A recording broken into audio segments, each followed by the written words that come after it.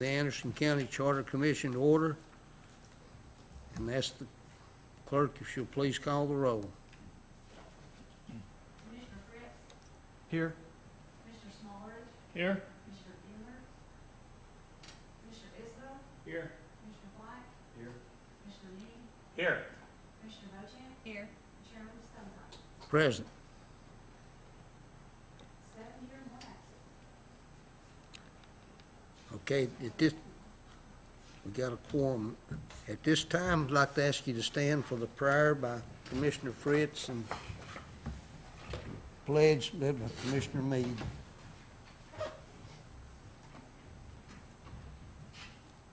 Dear Heavenly Father, we just thank you, Lord, for this day and all of the things that you have done for us, Lord. And Father, we just ask that you be with this committee tonight, Father, as we go over the business of this county. And Father, we just ask that everything that we do will be for the betterment of this county and for to give you the glory. And Father, we ask that you be with our country, be with the ones who are suffering still with the virus that is going around. And Father, we also ask that you be with the war-torn part of the country that's going on, and be with our people, Lord. And Lord, we also ask that special prayer, Father, still for our chairman's brother. Be with their family and watch over them and just uplift them, Lord, and let them know that you are still the great physician, Lord. Forgive us when we fail you. For in Jesus' name I pray. Amen. Amen. Please join me in the pledge to the flag and salute. I pledge allegiance to the flag of the United States of America and to the republic for which it stands, one nation under God, indivisible, with liberty and justice for all.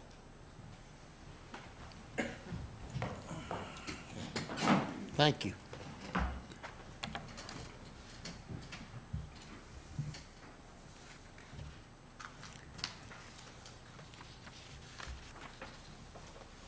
This time,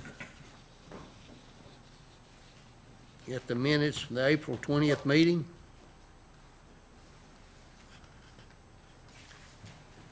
Are there any corrections or objections?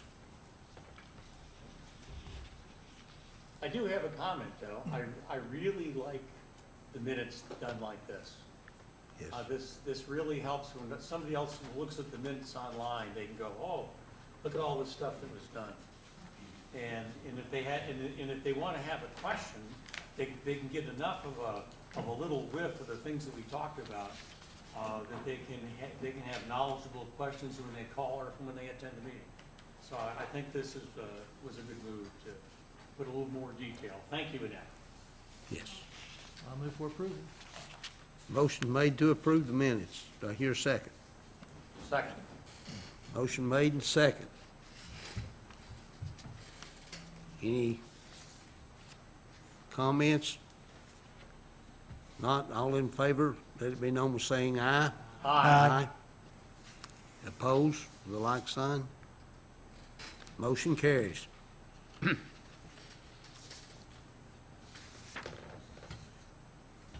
Appearance of citizens. Anyone here that'd like to address the commission? Yes, ma'am. Please. My name's Abby Moore. I live at 109 Wakefield Road, Oak Ridge. I've been a resident of this county over 20 some odd years. Couple of questions. It would be helpful if you would have whoever monitors your email address monitor it a little more frequently, because I've sent some questions that have not been answered. So it's just a general Charter Commission email that's posted on the website. I'm wondering, what plans are you making to educate the public about the new commission that you are proposing? There's still some question as to which general election it will be presented. If it's in August, that's even less time than the November election. I want to know what is in it, and I don't know that, if I started today, I don't know that I would have time to read the existing laws that we have of the state, let alone read those and contrast them to what you are proposing before any election this year. I don't know, and I'm fairly literate, you know, at least I'm here.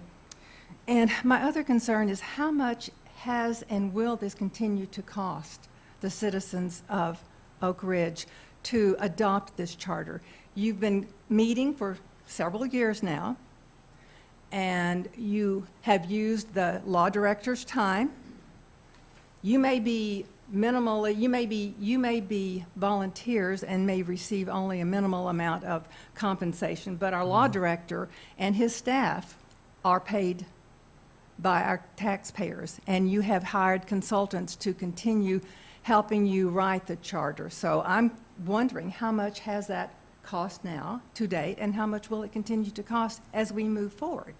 So anyway, those are just starters. So thank you for your time. Okay, to this point, we're at 25,000 plus what we paid the clerk.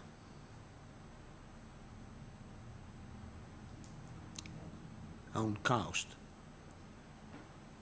The November election is when it'll go before the people. And we will have a pamphlet, or I would say a summary of changes.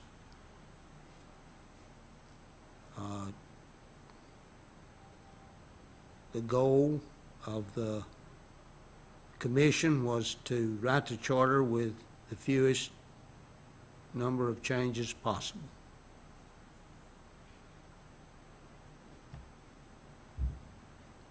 Another important thing is the Charter Commission is completely uncompensated. We don't get any compensation for anything. That's what I thought. Yeah. We don't get any travel, we don't get anything. We're just volunteers, like a lot of people on a lot of the committees in the county. There's no compensation at all. The other thing is that trying to figure out how county government works in Tennessee, if you're going to study the Tennessee law, I hope you have several years, because Tennessee law and the Tennessee Code Annotated it's like it was purposely designed to be confusing, because it starts with, this is all completely illegal. However, and then there's 40 different laws that tell you why this is not illegal. You know, and so it's just really strange. But the key things in county government is how many commissioners you have, how many districts you have. You know, that's some of the things that you decide on at a county level. You also determine your tax rate. Both your part of the sales tax is determined in the county by the county commission.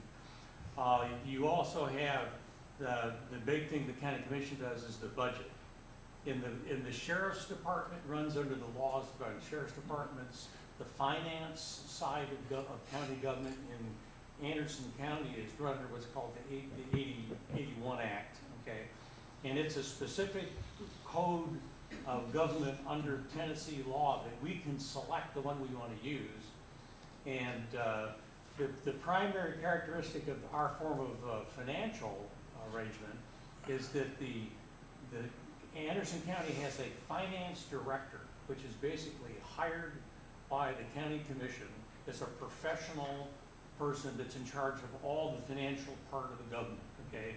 The people all that work there work for this person. The alternative to that, what we had before we changed this some years ago, is that the mayor is just in charge of everything, and it overwhelms even a person that has a huge background, I think, to come in into one of the counties that the mayor is in charge of everything. And so by having the finance director, which is the primary difference, and then the finance director doesn't report really directly to the commission, it reports to a finance committee that includes key department heads, the mayor, some commissioners, and so that form of government, we found it worked very well. We've done well with that, and we intend to keep that in place just like it has been. So there's many, many things that this whole charter and the voting of the people at the election for the Charter Commission was very clear that they didn't want very much to change. In fact, at one point, the Charter Commission said, you know what, we don't think we should do this. We had many, many more votes saying we're not going to do this. And so we actually presented to the state that it's our opinion that we shouldn't change anything. And it went to the courts, and the courts decided, well, no, you have to put some kind of charter in front of the people. And so now we're under a court order to do that, okay? And so to maintain our promise to the people, just like most of us did when we were elected, is we're gonna change absolutely as little as possible. But there are a few areas where there are some significant advantages to a charter form of government. One of which is being able to pass ordinances. We can actually pass some county laws, and we can adopt some of the state laws. And it allows us to do things like write tickets for people dumping on the side of the road, or having a junkyard in their front yard. Whereas now we have to just go to court on most of those. It's really hard. We may also have a provision where elected officials can be removed from office without having to go through the courts, by having a referendum vote kind of thing. And so the big story when this thing comes out is going to be, here's a whole bunch of stuff that is not going to change at all. We're going to keep it exactly the same as we've been doing it. It's just not going to change. And there's a few areas where we're going to have some things that we see are a significant advantage to the government, and therefore those will be recommended as part of the charter. The other thing to keep in mind is that as we go through and we've voted on these different sections and different decisions, the vote is not always unanimous. Everybody in here has got some part of this new charter that they voted against. But at the end, we're all going to have to sign saying this was all properly passed by the entire Charter Commission with majority votes. And that's what we're signing for. We're not signing saying we agree with the entire thing. We're saying that it was all done properly in accordance with the law, and this was the result. And so that's kind of my brief description of kind of where we are. And we've had some discussions, but I hope that'll help you. And I was here the first year you met. Say again? I was here for most of the meetings the first year you gentlemen met. Yes. Yeah.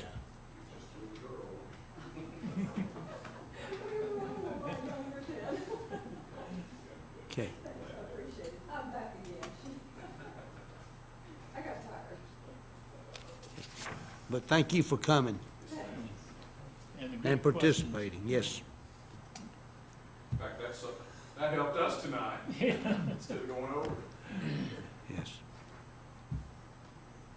I guess.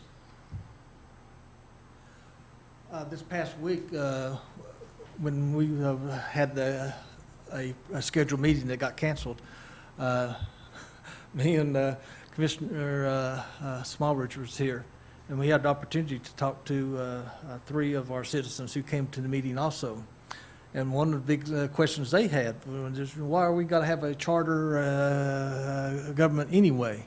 Well, unfortunately, they didn't realize, that that was voted on by the citizens of this county, and we have to come up with a charter, and that we didn't have a choice on that.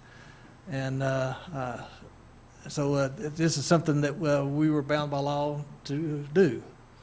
And but as Commissioner Meade said, is one of the commitments we did say we would do was try to keep things the way we have been operating for almost 100+ years, except for a little minor tweaking which would help us run better and improve the way we've been doing things. And 120 years.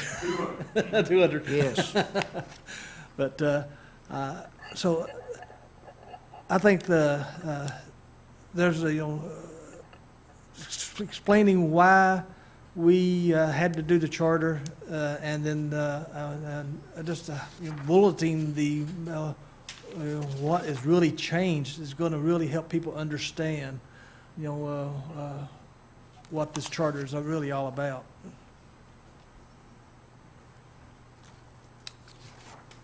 Anybody else? I guess, Mr. Gavin, you're up. Is that my cue? All right, well, Commissioner, Chairman and Commissioners, I'll go ahead and get started on some minor changes that have been made.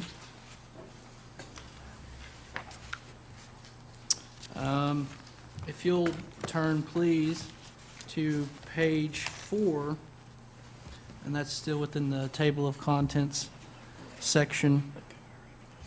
You'll see two insertions there, section 816 and 817. There's also a blurb on the side regarding enterprise zones right there, and I think we're happy to put that in the charter. The statute right there provides that a municipality may, by ordinance or resolution, create the board. So we don't know that it's absolutely necessary. Assuming this is the correct statute that was discussed last week. I don't have the benefit of being here last week. Well, let me ask a question then. Yes, sir. To be eligible for the enterprise zone, Mm-hmm. I think it was our understanding that you had to have a charter form of government. That's correct. Yes, sir. A charter form of government. The statute that I have seen talks about a municipality, which I think is defined as,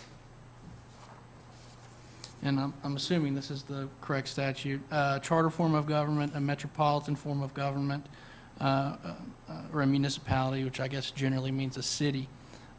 So I think once the charter form of government is adopted, our office feels that the provision can be acted on under state law without a necessary provision in the charter. Again, we're happy to include it, but it's up to you all. Like I said, I wasn't here last week or 2 weeks ago for the meeting, and if there was a further discussion that I was not privy to regarding the enterprise zones, then I'm happy to hear anything I mean, else on there's that. there's no harm in it being included. I don't believe so, unless Jay has a different No, opinion. I like it being included because I've talked it up. I know a couple of these commissioners have talked it up, and it's important to a couple areas of our county. Right. And I think those people are waiting to see it and would appreciate it being in there. And sure, we can go back and add it, but I'd like to see it up front to let those people know that we're carrying out their wishes. And it's a great advantage to depressed areas. So that's just my side. You guys may feel a lot different, but I'd like for folks to know that we're taking care of every citizen in here, no matter what their level of socioeconomic Sure. status is.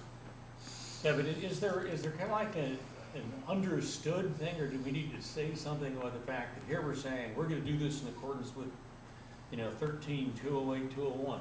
Oh, this is their table Or- of contents. or Just go to any- section 8. That it's actually hasn't been inserted yet because I'm But awaiting there'll be a direction. provision in here under that section, Steve. And then is I hate to have to ask this question, the ETSEQ? At SEEK, that's the Okay. entire chapter. That means the entire chapter, okay? And is there some other little thing in there that says, or as may be amended by the state legislature, or some words to that effect? Because if they change this, then we would have to, We don't have to change our charter. He's got it referenced by statute. They would change that statute and it automatically apply to us because we're gonna adopt that statute. okay. Oh, we're not gonna, I don't Okay, think we're there's a adopting need the to statute, so- write the whole chapter in there, No. but just the statute number and basically a rationale why Okay, we're good. doing this for the people. That answers my questions. It takes care of the fact that this part of the statute may be changed later. Oh, that's a good question because we probably referenced several statutes Yeah. in here and the General Assembly may amend at any time. And so as long as we've got it by statute, not verbatim the law, then I don't think there's any changes have to be made to the charter. Good. Okay, well, I'll take that as a direction to include the the, I've got the Enterprise. language of that, I'll send you. okay. Thank you. Into the body of the charter now. Did you, I'm getting ahead of myself here. On 8.16, did you put that in, or is that yet to be inserted? That I've Sheriff Civil included it. Service? You Yes, have? sir. Mhm.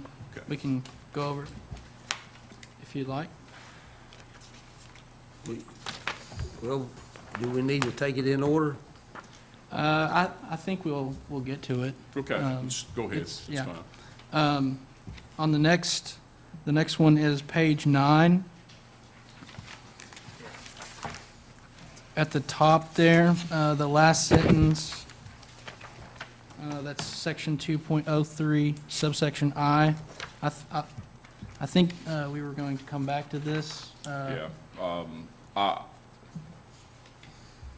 That's going to be something along the lines of official misconduct in office, malfeasance, nonfeasance, dereliction of duty, criminal act while in office, those type things. Is that Okay. enough for you to elaborate on? You get the Oh, yeah, I think so. serious, and it has to be, I Egregious, think, yeah. in office. Well, I don't know. A criminal act, somebody may commit a very serious felony that, not in office. So I think the citizens should be able to act on that, but that's just my opinion. Most of the time on these recall provisions, it has to be something within the scope of their official duties that they did or did not do. But what's your thoughts on that? Do you want to include crimes of felonious nature? Or limit it to crimes in office, affecting their office? That would be theft of funds or something along those lines, or fraudulent transactions. I mean, a very serious offense that has been covered up and then comes to light. Are you talking outside the scope of their duties? Yeah, outside, I mean, before they even come into office. I think that people would want to have some control of that. It has to be the kind of thing that, and we had a long discussion about, it would take a substantial referendum and then a 60 or 70% vote in a referendum vote to remove somebody for criminal conduct that wasn't directly at that point affecting their performance of their duties. Well, one problem there, Commissioner Meade, is now, under the ouster laws, and they would probably apply here because a lot of that is case law, is once you've been elected, you can't look back.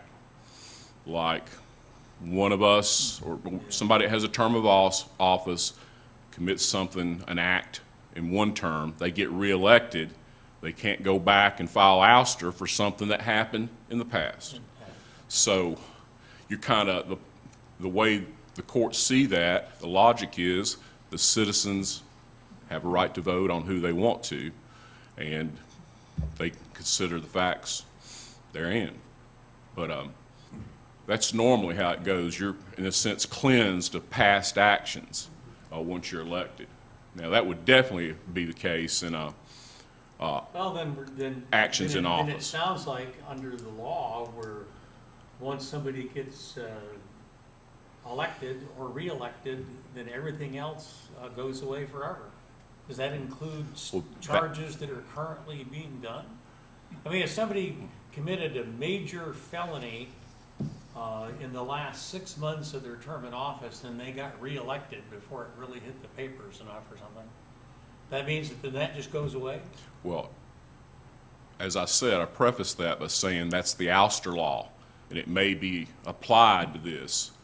But the biggest issue here is a recall vote is a citizen vote. Yes. It's not done by the county law director, the Or the DA, the commission. county commission.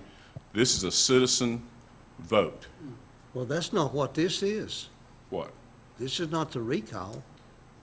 Well, that's what we're talking about. I think, no, this is section 2.02 of the county legislative body. This is lesser commissions. Oh, more I'm sorry. Okay, authority. that's if the So- county legislative body wanted to remove Just somebody. a person on a, yes, sir. I question that. I really do. You know, I can see that in committees where you have someone that fails to show for 4 or 5 meetings. They had that on the beer board. I know the fire commission wrote something in their bylaws like that, but I don't know if the county legislative body could actually remove somebody from office. Well, charter governments get to do things that other governments don't get to do. True. You might need to do a little research there. Okay. What do you,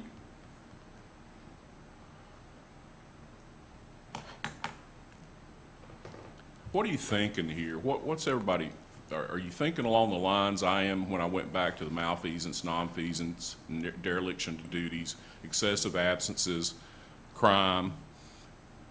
Maybe, I think the county commission may be able to remove a member, but not another elected official that's elected by the people. And I think it's going to be tough under charter provision to remove anyone from office that's been elected by the people. I think it's, I don't want to step in something that's going to cause problems, that's for sure. But the better, you know, you may want to write something in the county commission rules to censor that individual in a public forum. That lets the public know there's an issue, and the public may engage in a recall referendum if that occurs. Which is what I think this is supposed to be, right? Well, we're actually looking at 2 different sections. The VL was quick to point that out. We're talking about what the county commission can do here versus that section on down about recall referendums. We did censor, didn't we, recently? Not One time, there's been, I think, maybe 2 times since I've been here in 20-something years. One time in 5 years ago. But in that case, you know, that censorship resolution asked that individual to resign from office if the facts were true. And the county commission didn't hold a public hearing or a trial or anything. They just conditioned it if the facts were true, and went on in the censorship that it was an embarrassment to the county. But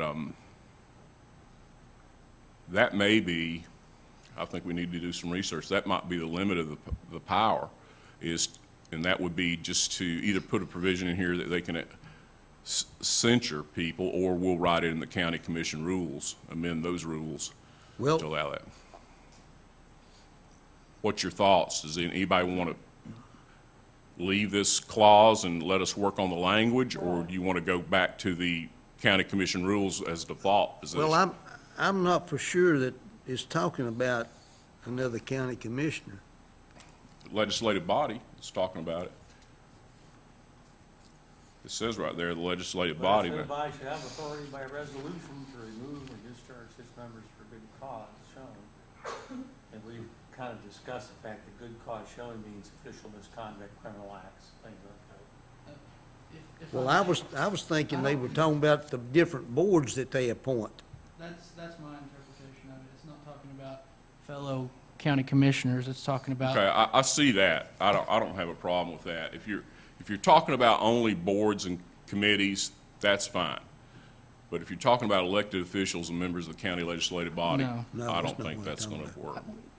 Could, Do you want that in there for boards and committee members? Let's say we could spell that out a little bit more, so it's not questioning, you know, that we're only talking about boards and committees. Gavin's done a good job if Jay would just read the entire thing. Well, I think it's, well, it's all, it's. I get it a little bit confused with that ambiguous. recall section. Yeah. I'm sorry, Gavin. No, you're fine. Let me. it work says on- all such appointees. Yeah, I see that now, but that's, Yeah. I don't have a problem with it if it's simply committee members. Now, are you talking about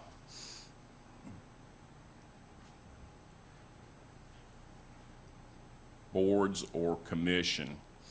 I just hope nobody thinks that's the county commission. We Well, went to great detail to make sure everybody understands that's the legislative body. Yeah, the beginning of that paragraph on the previous page Right. says, by resolution, the body may appoint members to those boards and commissions the legislative body deems necessary in the furtherance of its Right. duties. So what we're reading only applies to boards and commissions, which have been appointed by the legislative body. Right, I assume this is going to be county mayor appointments also that are ratified by the county commission, the legislative body? Because that's exactly what happens a No, lot they're of not- times. They're not appointed until approved by the commission, right? So that's actually the appointment, right? Well, the mayor's got a separate statute that we can't Yeah. abridge that says she can appoint subject to ratification by the county or confirmation by the county legislative body. That's what she does in her report. She'll say, I've got this person So for those Powell wouldn't Clinch. count as appointed by the legislative body, so that wouldn't apply to this paragraph. Right. We can, And I'll also say, I know you've got something to say. um, You're too nice. Section 3.03 subsection E deals with the mayor's appointments. And so, and there was a specific, and I don't know if that's the only department that's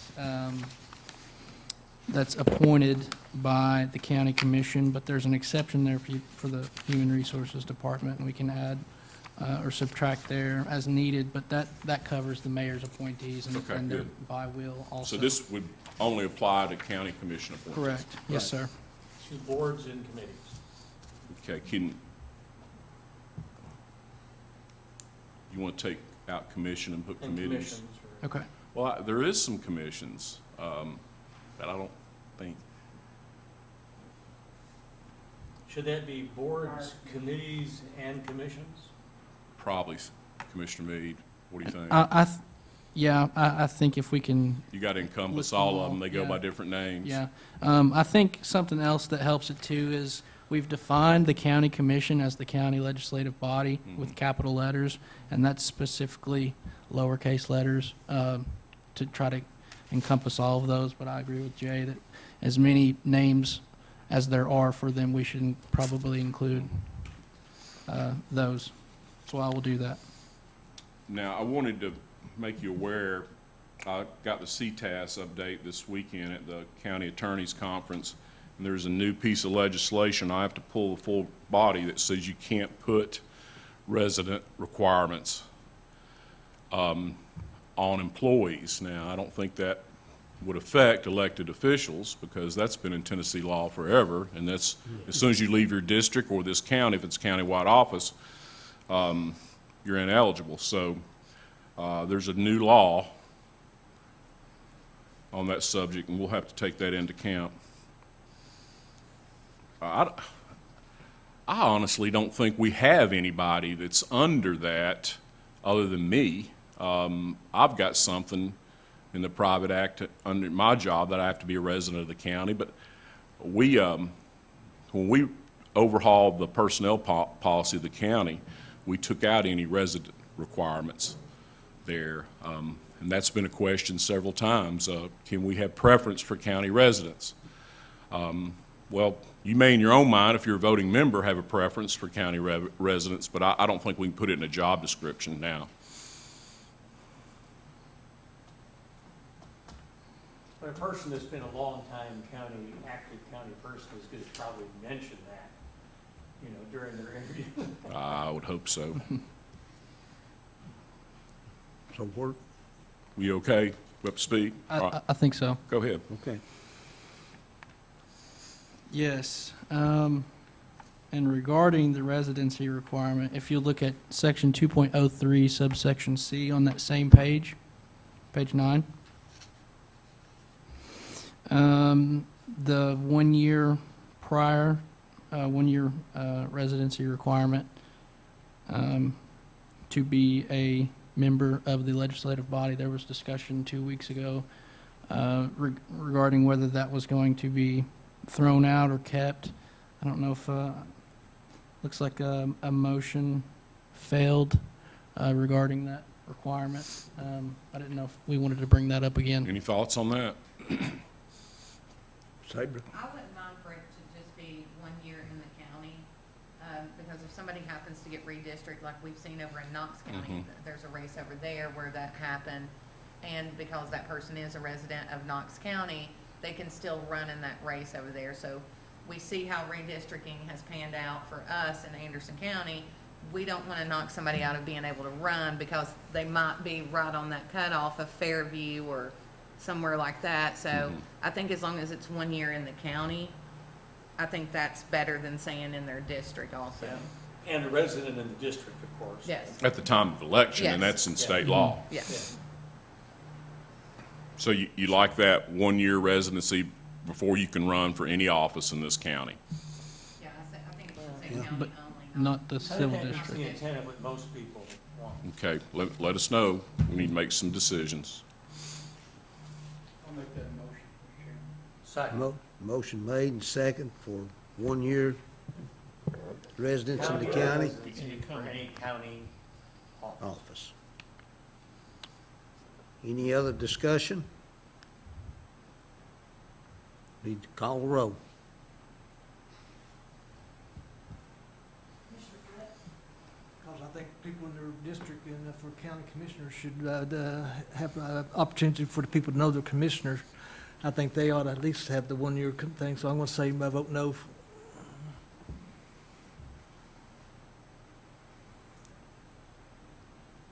You're voting no? But I'm going to vote no. Commissioner Smallridge? Yes. Commissioner Isbell? Yes. Commissioner White? Yes. Commissioner Meade? Yes. Commissioner Bochamp? Yes. Chairman Stonehouse? Okay, so a 1 year residency requirement before you can run for any elected position in Anderson County. Is that the way you understand it? Is that your motion, Tim? That's correct. Okay. And you realize the only time really, we really expect this to be an issue is when somebody's been redistricted. And they're still probably living in the same house in the same community, but now it's a different district. Well, We got another section. let me ask this question then. A 1 year residency doesn't mean that you have to live in your district for 1 year. If you've been a resident of Anderson County for a year and you move into a district, you can still run. Yeah, that's the way it's written. Yeah. Yeah. Mhm. Yeah. Okay. Yeah.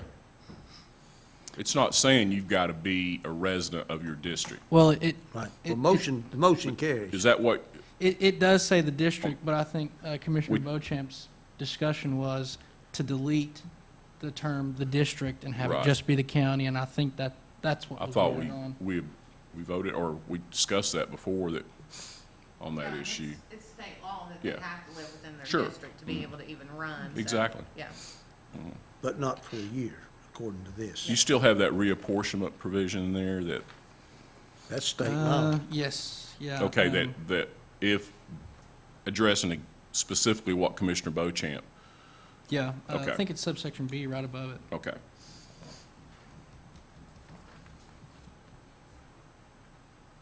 Okay. I'll just, like to bring this to your attention. I remember seeing, an effective date.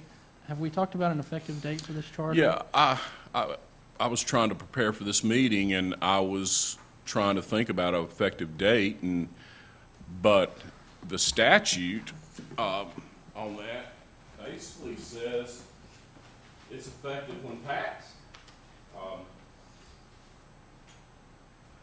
So,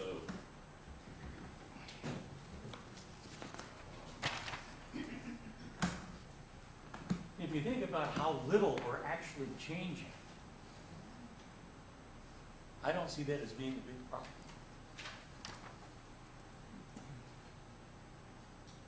and I did have a question, did it need to be a county general or just a general election? That certainly affects whether we get it together before May 20th or whether the November election. But it does say general election. Doesn't say county general. we voted on that, so. What I'm saying though is, I didn't want us to be in conflict with this set of statutes. Right. This set of statutes is mandatory.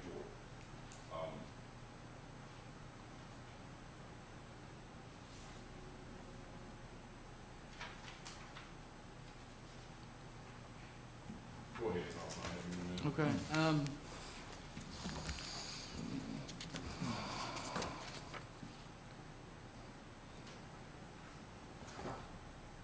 In the section that you were, the lady was asking about, we're required to put out educational materials, just like the chairman mentioned to you. That's part of this law. And then that 51209C says next general election. The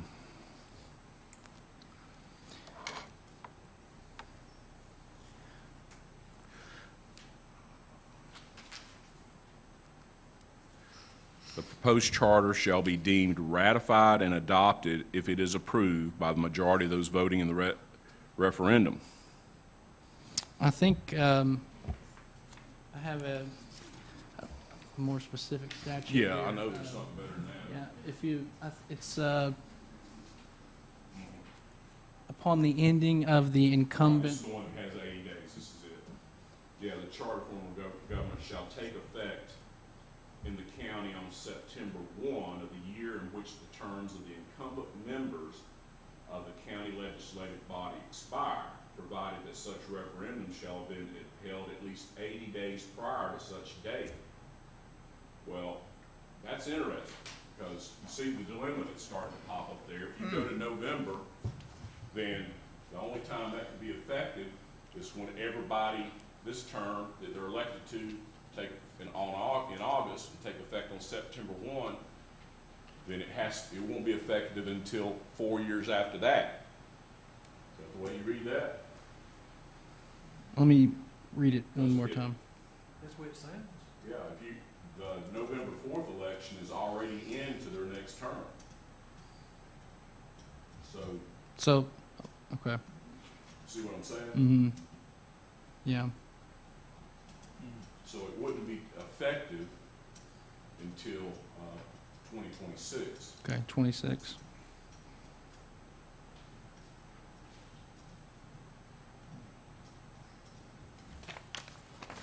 I'll change that back then. I had 2024 in there. I had something crazy too until I started thinking through that. So there's big ramifications which election this is in. Well, if you wanted it to start September 1, then you'd have to have the election, the referendum on this in August. It may be better, and this is just thought, to let it run to 2026. I thought about having a period of time, maybe 6 months, to adjust Scribner's errors or anything like that. Mm-hmm. I hope there's none in there, but I'm sure everybody in here is going to read up thoroughly, and probably, hopefully, several thousand people in our community will take note of it. But I want the county legislative body, the charter commission, county legislative body finally, to bring up issues that, hey, this doesn't work. There may be some problems there. And certainly anything that's incorrect process, but we'll try. I'm hoping there's nothing, but you never know. But that'll give us a chance to address that. We're sure that this doesn't apply to a county general election. It says general election, is what it says. Now, I can certainly call the state election commission, but the way the Tennessee laws are written, there's a lot of case law in this. You must defer to the specific language of a statute with the intent of that particular language. You can't read into it. And so if it meant county general election, I think it would specify that, don't you think? Yeah, So I it think just so. says general election.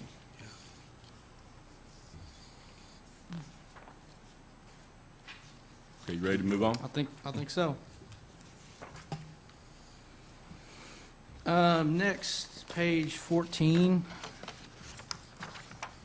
section 210, 2.10, subsection B.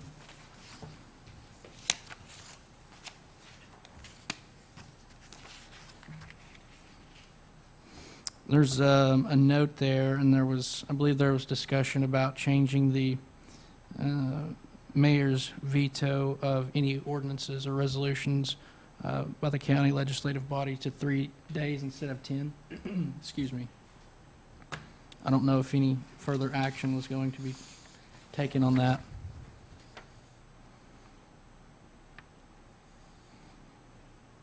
That's just a reminder, that's going to be in direct conflict with state statute.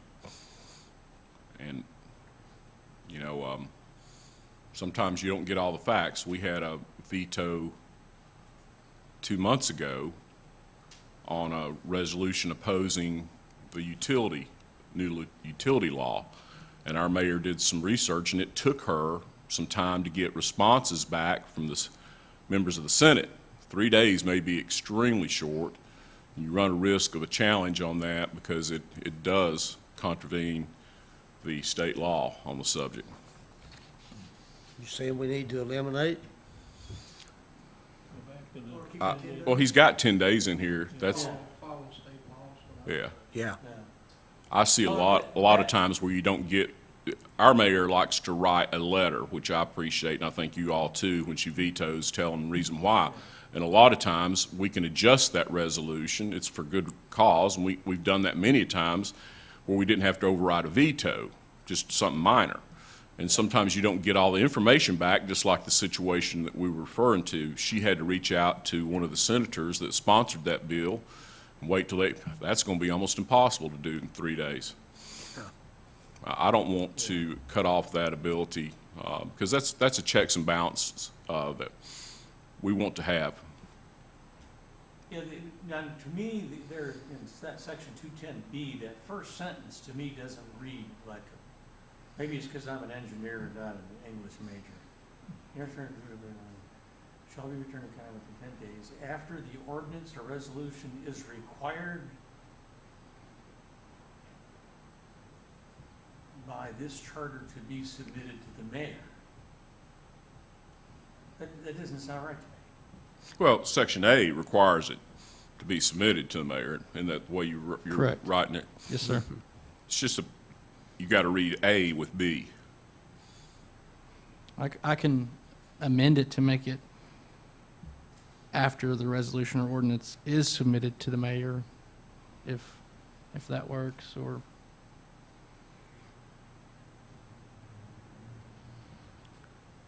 I think Commissioner Isbell had a good point.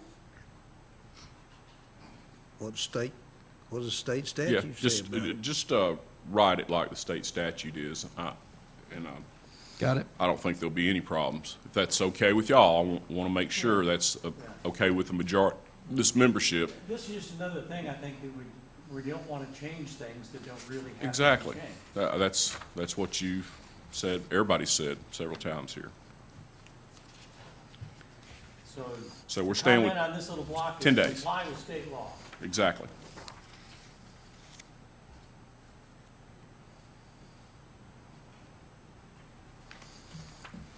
Okay. On page 16, this is discussing the mayor's appointees. I will note, though, this doesn't say business days or stuff like the governor does, you know, like doesn't count holidays and Sundays on. This is just 10 consecutive days, Yes, sir. and that's the way it's been. Yes, sir. That's the statute. There was, I believe, discussion last time regarding an exception for boards or any appointees, I guess, that were specifically at the will of the county commission. If the Department of Human Resources is the only board or authority or a commission where that's the case, then we can have that, or I can just specify except as to boards, authorities, and commissions created by the legislative body. Are you still talking about, I'm sorry, I'm on page 16, okay, I'm sorry. Yeah. subsection E. Okay.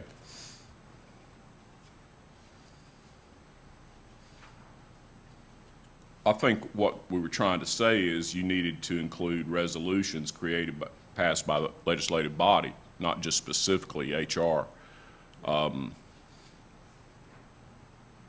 Just add resolution or ordinance there. Because human resources is a great example, and I was using that. That was created by the county legislative body using the county personnel law and state law as the authority. So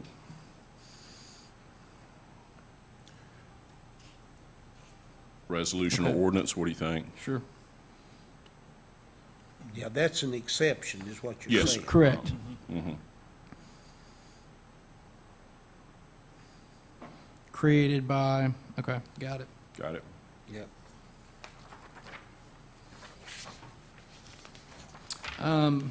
Next, I have one down. That 3.04, it's got that 2024. We'll just Yeah, Just, yeah, I'll change all look at that depending on what we decide to do. I mean, this still says the mayor shall, maybe I'm just reading from it. The mayor shall appoint members of all boards, authorities, and commissions, and their appointment shall be subject to approval by resolution of the body. Our mayor doesn't do all boards, authorities, and commissions, does she? The vast majority of them, except ones created by resolution of the county legislative body or state law. Oh, okay, that's what that first Right. part of it. Okay. That's what I was referring to. If you, in the mayor's report, she'll come up here and appoint Yeah, members yeah, to the yeah. beer board or, Sure. you know, ACDC, IDB, any of that stuff. That's what I believe we're talking about there. And there is a state statute that buttresses that provision that tells you the county mayor has the ability to appoint members subject to confirmation or ratification by the legislative Right. body. Okay,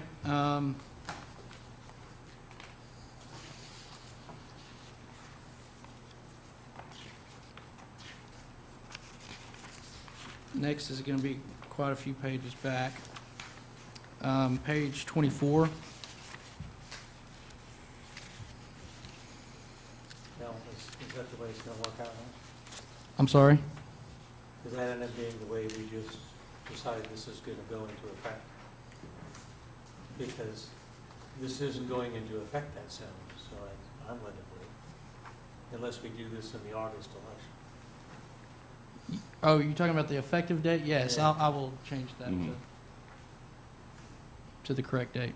Okay. I'm sorry. It's no problem at all. On page 24, I do, excuse me, Sir. I do like how you put the superintendent roads there. I know that, the way we had it before, although it was covered in another section, it was a little bit confusing. That's the last thing I'd ever want to do is eliminate Mr. Long's job. So we've got it in here twice, I guess. So And- that's good. I really feel good about we're specifying all those positions, even though we may not have control. Actually have a question on that. Are there any more positions, other positions that need to be specified? I've got like a handout I'll give constable you. and- Okay. I've got constables on there and, And do we want that included in this list, or? well, let me show you what I've got, and I'm not saying you put it in here verbatim. This is an old working copy when we first started working on it, and got all the county mayors, departments, and she's already reviewed this, and I was gonna ask everybody to take a copy of this home and make sure I hadn't forgot anything. And let me hand this out so they'll have it, and we'll talk about that, I'm sorry. But this is just the ones that definitely need to be included, and the ones that the mayor is responsible for. If you look at it, she's responsible for a lot of departments here.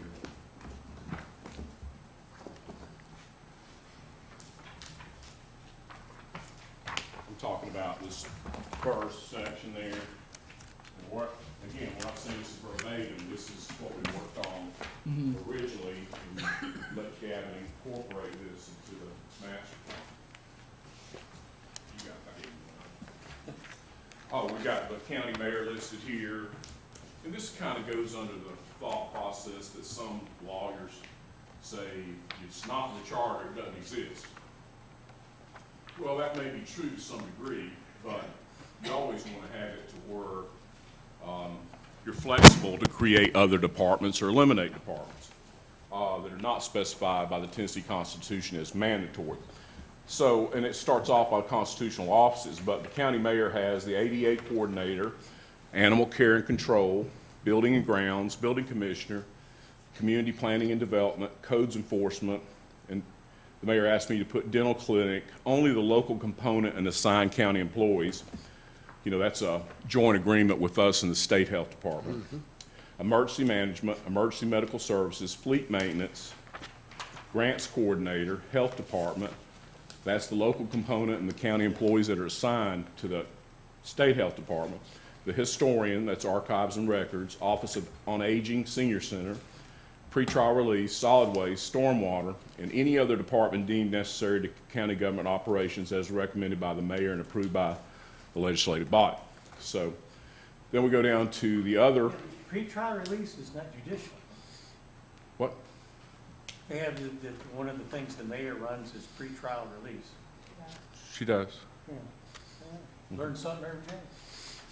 I Yeah. thought that had to do with the court clerk or something. That office runs very smooth. I'll say that right now. Then it goes on to the other constitutional offices: county clerk, circuit court clerk, clerk and master, assessor of property, register of deeds, trustee, and sheriff.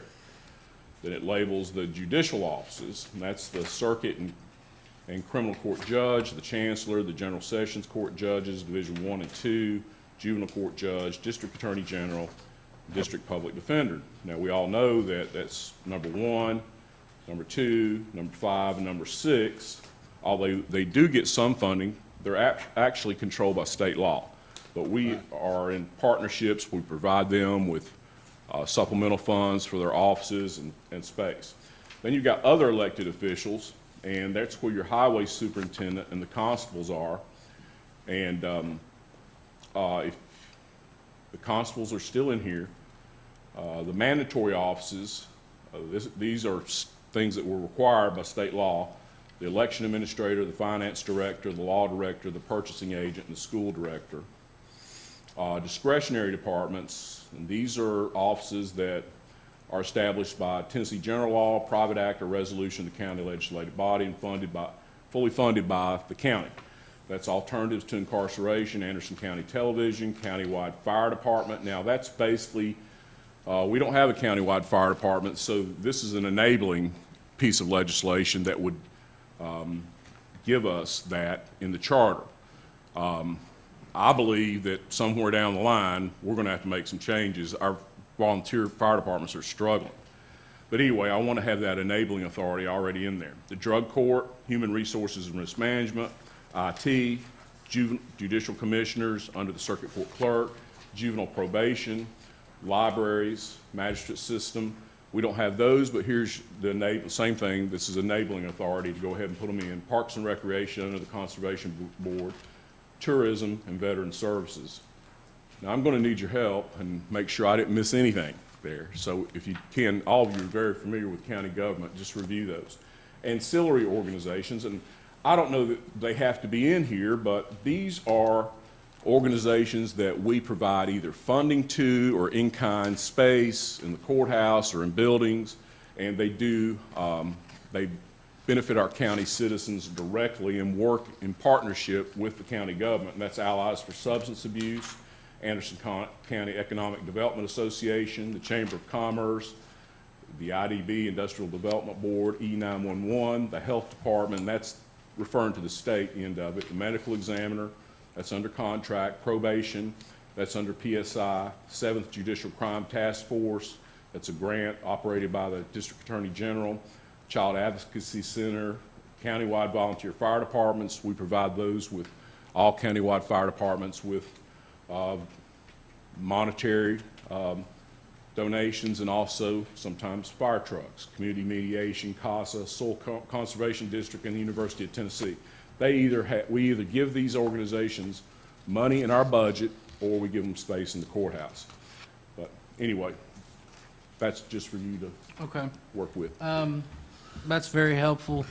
I think I was sitting here just looking for one of the prior issues of either the Knox County Charter and the Shelby County Charter, and it was all of those things that county wanted, either of those counties wanted, was written in like its own provision. Not saying that that's how we'll do it, but they provided for it, and I think it's good that we are too, or you And are too. this, it's repetitive, Mhm.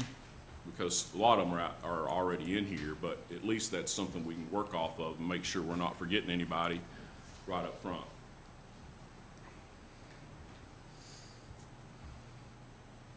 Let me just.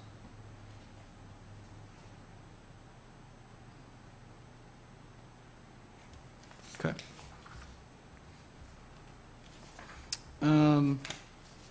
On page 24, on a similar subject,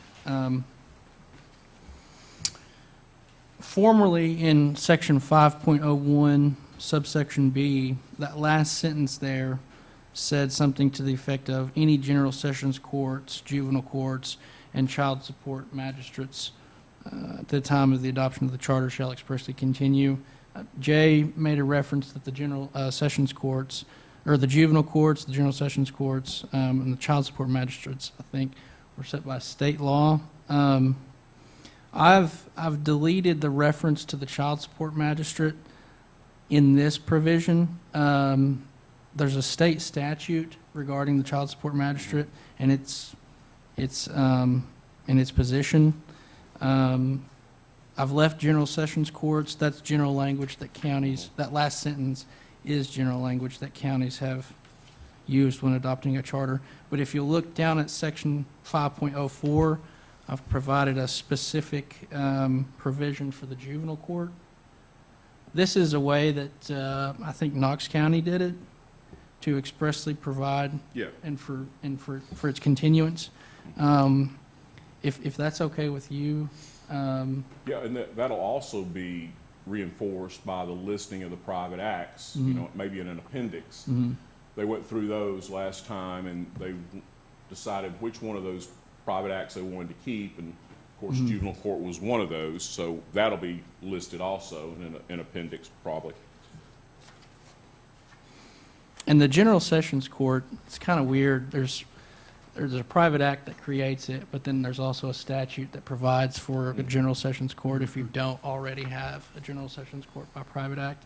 I think without specifically mentioning the subsection B there, A and B, the existing judiciary covers the general sessions courts as that provision is written. Yeah, I agree with you 100%, but the reason we want to include also that private act is Okay. that specifies the Oak Ridge Court, Sessions 2, and it has the language of why we asked for it, what their agreement is with Oak Ridge. So that's very important Got to reference that as one of the private acts that is we're going to hold on to. Okay, I will add that in. So is everybody comfortable with what he's added there? At the bottom of the page? We're on page 24. Correct. Yes, Yeah. that's what. Okay. Okay. How did you handle the child support magistrate? It's, I think, I didn't bring the statute. The citation there, 365402, I think I read it to provide, to say that, I'll have to read it again, but if you want me to mention it, I can, Or- just like the juvenile court, or if you want it listed in Just the. list it Okay. as an appendix or Okay. something, but I want to make sure that we have the ability to have the child support magistrate. That's a very integral part. Otherwise, the chancellor has to hear every one of those cases, Mhm. and that would consume all their time. And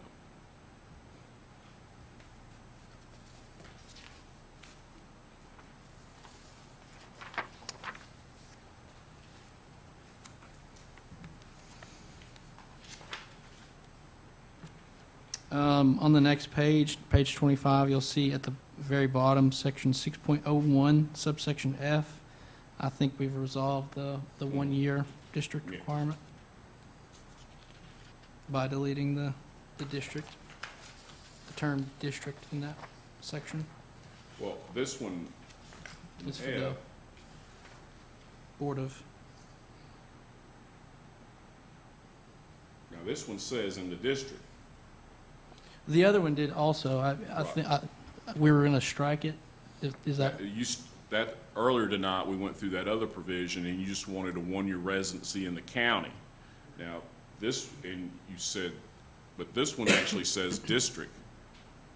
I think we need to take that out. And Well, make it, I because you're think- gonna have two competing and conflicting provisions I here. think the thing that we need to start with, it says, no person shall be eligible to serve as a member of the board. Would somebody define board for me? Mr. Chairman, I believe so. Tried to, anyway. In section 6.01, subsection A, right there at the top. Board of Education. Okay, County I'm sorry. commission I is- you're didn't look fine. at- County commission is I a know there's- legislative body, we gotta get Yeah. used to these new terms. Yeah. The Yeah. board is the school board. Mhm. So that's in, if we're talking about board at school. Yes. Yes. Correct. And my takeaway, correct me if I'm wrong, my takeaway from the discussion earlier was that I could just delete right there and district, and then it will be resolved on that last Yeah. line. Yeah, I would say that, and that last line, just delete and district. Make them, Have to be a make them resident of the consistent. district when elected, though. But there's no residency requirement of a year in that particular district. Right, make it consistent with what it is for the legislative body. Okay. Yeah, Is that okay registered with everybody? registered voter in the district, Mhm. and has to be a resident of the county for a year. If we did, that would happen if we just take out that very last line, and district. So Thank you. this means I could move into Steve's district Yeah. and run against Steve. Yeah, the next No, election. no residency requirement. No, if you've been in the county a year. Yeah, Mhm. assuming I've been in the county. Right. And you live in the And you district. registered And you to live in the vote district at the time of the election. Yes, in the new district. yeah. I don't know if anybody would. Can I get you to do move. that? Move into my district and run next time? Yeah, I just wanted to point that out, that some of that could Yeah. happen, someone could. Oh, of yeah, course. Yeah. If I'll- voters get to decide who they want to be.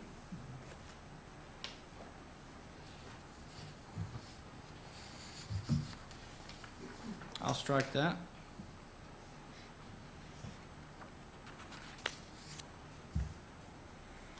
Okay, let me ask you a question, and Tim, you're much more familiar with this. Do we have our reapportionment completely done on December 31st, 2021? Because I don't think we did. We did, but the state did not. didn't accept it. That's correct. So you see, you see where I'm at, E, Mhm. section E? Mhm. I'll have to check with Annette. Do you have that date when we got the letter back from the state that said our reapportionment was approved? We'll get it. That was two operations. It was the meeting when Mark actually came Okay, to let me get that. speak to the committee. It was that Monday before. Gavin, you think it needs to Yeah, be the that should date reflect that the the approval state has approved it? That means all approvals are Mhm. done at that point. Yeah. Yes.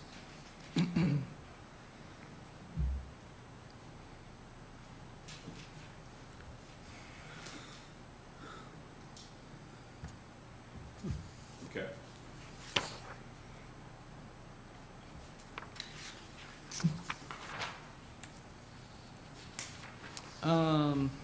Page 27, section 7.01.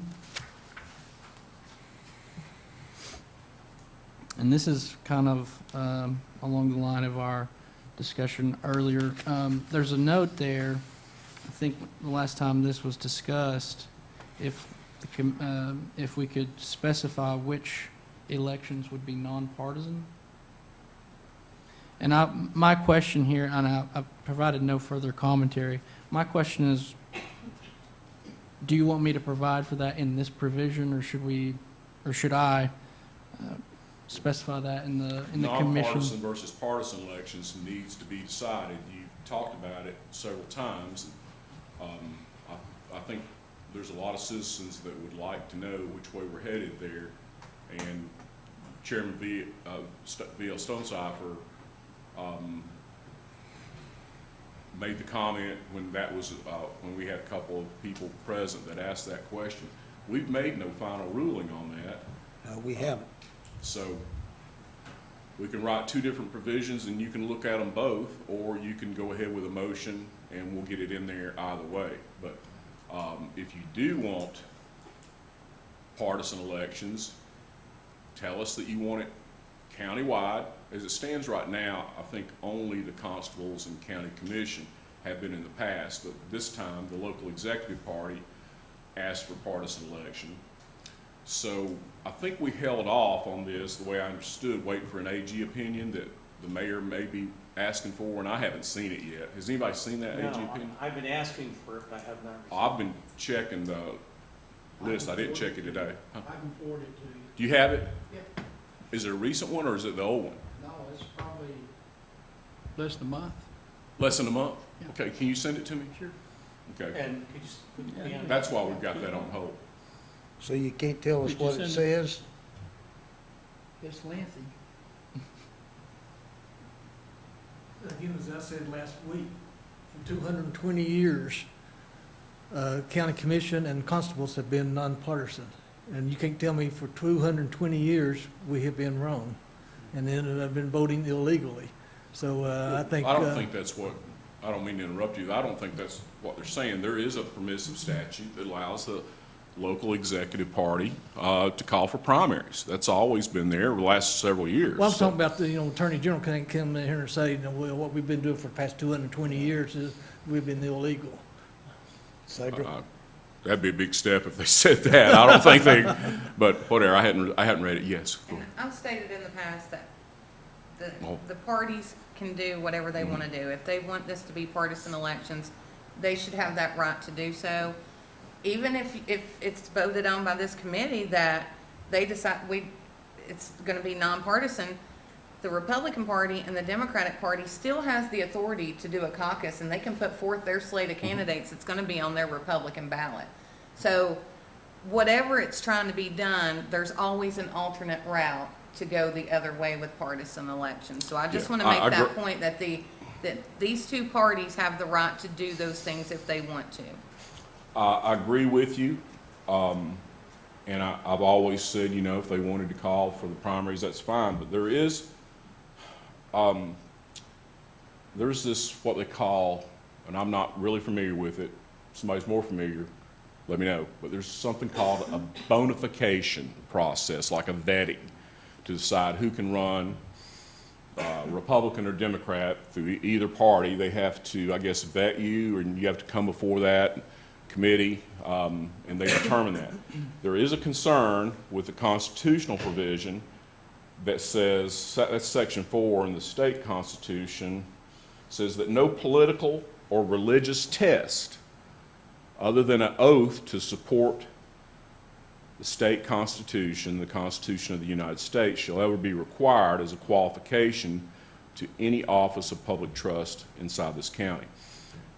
I added the county part, but that's interesting. But we'll go either way and see what happens. I want to digest that AG opinion because you remember we looked at those AG opinions when you passed that request for a private act, and there were several examples of private acts, and I've referenced them here before, that the AG opinion said was legal. And that was specifically one that I was shocked, judges and the DA in Shelby County. So I'm anxious to read that, and we need to skip it tonight until I can digest that. Yes, ma'am. I want to go back to what you were saying on that with the bonification process. We've had several lawsuits in the last month, I would say, one being in Lenore City, one being, two actually in Nashville area, where people were not bona fide as Republicans and removed from that ballot. They filed lawsuits and the courts upheld it. they did not let them on the ballot to run as Republicans Really? because they were not bona fide, so. Mhm. Yeah. Okay, Did- well, that's have another they- piece of good Oh, information. I didn't know the courts had acted on those yet. Yeah. They have? Because the party has bylaws that's been voted on by each committee or each county, and that's basically the state law. Well, there is state law on the bonification process. That's not just a bylaw component. That gives it more strength because that bonification process is in the statute. Yeah, there's a guy running for the House, I believe, that has been endorsed by Trump and everything, the Republican Party and the Tennessee Republican Party, he said she can't run. There was 3 of them. Yeah, Three there's a number of them.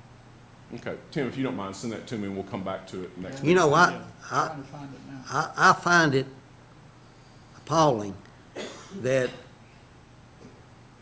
a political party can determine whether or not someone runs for office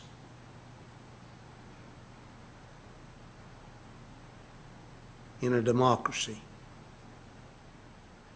As a member of the party, right? You know, Yeah. it's If just, they're running as a member of a party, then the party has that authority. and They can run as an they independent. might do it, they might do it, but I'll be honest with you, I'd vote right now to say that county commission and constables would be nonpartisan. But nobody's made the motion. Well, don't make a motion tonight. Let me read this AG opinion that Tim's got, and we'll get back to it next meeting. That's very important. Yeah, because we can't violate existing state law when this thing starts. state law, though. Not for constables and the county commission, there is not a state law. The party can call for a primary. That's embodied in state law. But right now, there's not a state law saying that we cannot have nonpartisan election for commissioners and constables. They did for That's school true. board, they Because did. Not one that says Because we have can't. done that for 220 years. Well, there's two issues here, okay? The General Assembly on the school board has passed a law that says those are partisan positions there. Yeah. That's by state statute. Yeah, that's done. Now, there's not, to my knowledge, there's not a law, That's right. a TCA law that says that, but there is a TCA law that allows the executive committee to call for a primary. And if that's the case, then you've got partisan elections just by calling for a primary. And that does exist, and that vetting process is embodied in that same set of statutes there, the bonification process, they call it. That is there, has been there for some time. Now, as far as nonpartisan elections, there's no doubt you can do it by private act, but the county was unsuccessful in getting a private act. It wasn't even put in the hopper down there, but because there is at least two AG opinions that say you can do it by private act. And again, referencing that Shelby County one, and there's another one from another county, but I shared that with County Commission back when they were debating the issue of the private act on this. So it can be done by private act, but hey, it's a new world. Things change. Well, that's true. My contention is, I understand. don't bring that federal and state garbage to the local government. I'll drop it at that. Okay, are we okay with allowing me to finish the research and the AG opinion on that and digest this and come back and give you a full briefing on it? I don't want to move forward and waste your time tonight when I'm just sitting up here saying the same thing. And before we can move forward, I'm going to have to digest the AG opinion. Now, you understand the AG opinion is not law. That's right. That's exactly right. Okay, thank you. Go ahead, Gavin. Yes, sir. On the next page, page 28, section 7.05, this is the recall provision. I think there was a motion In the February commission meeting, in the note there, you'll see to include the recall provision, it was at a 15% minimum voters for the petition and no or 50% for the votes cast for the recall was the percentages that were offered in February. I think the motion failed, and I don't know if that was to those specific percentages or to the recall provision as a whole, or... They debated this a good bit. They haven't come to a conclusion, and maybe we can get there tonight. But that 50% level is pretty small. Yeah. That's just my opinion. You might. We were looking at 60 to 75. 2/3 is 66%. You don't want it to where it can be used as a political weapon. No. To remove somebody that's elected, that maybe you can get that small 15%. I think they wanted to raise that also. And the other blank in there is how long in office they have to serve. That's another protection from somebody that just got in office, and then there's a political referendum petition started to get them out because of whatever case. So I think what this board, listening to the debate, this commission wanted to raise those standards somewhat to, we need to decide how many needs to be on the petition for the recall, and you need to decide what the percentage is to get it for the recall to be successful, percentage of the voters, and how long they need to be in office, the minimum amount, before they're subject to a recall.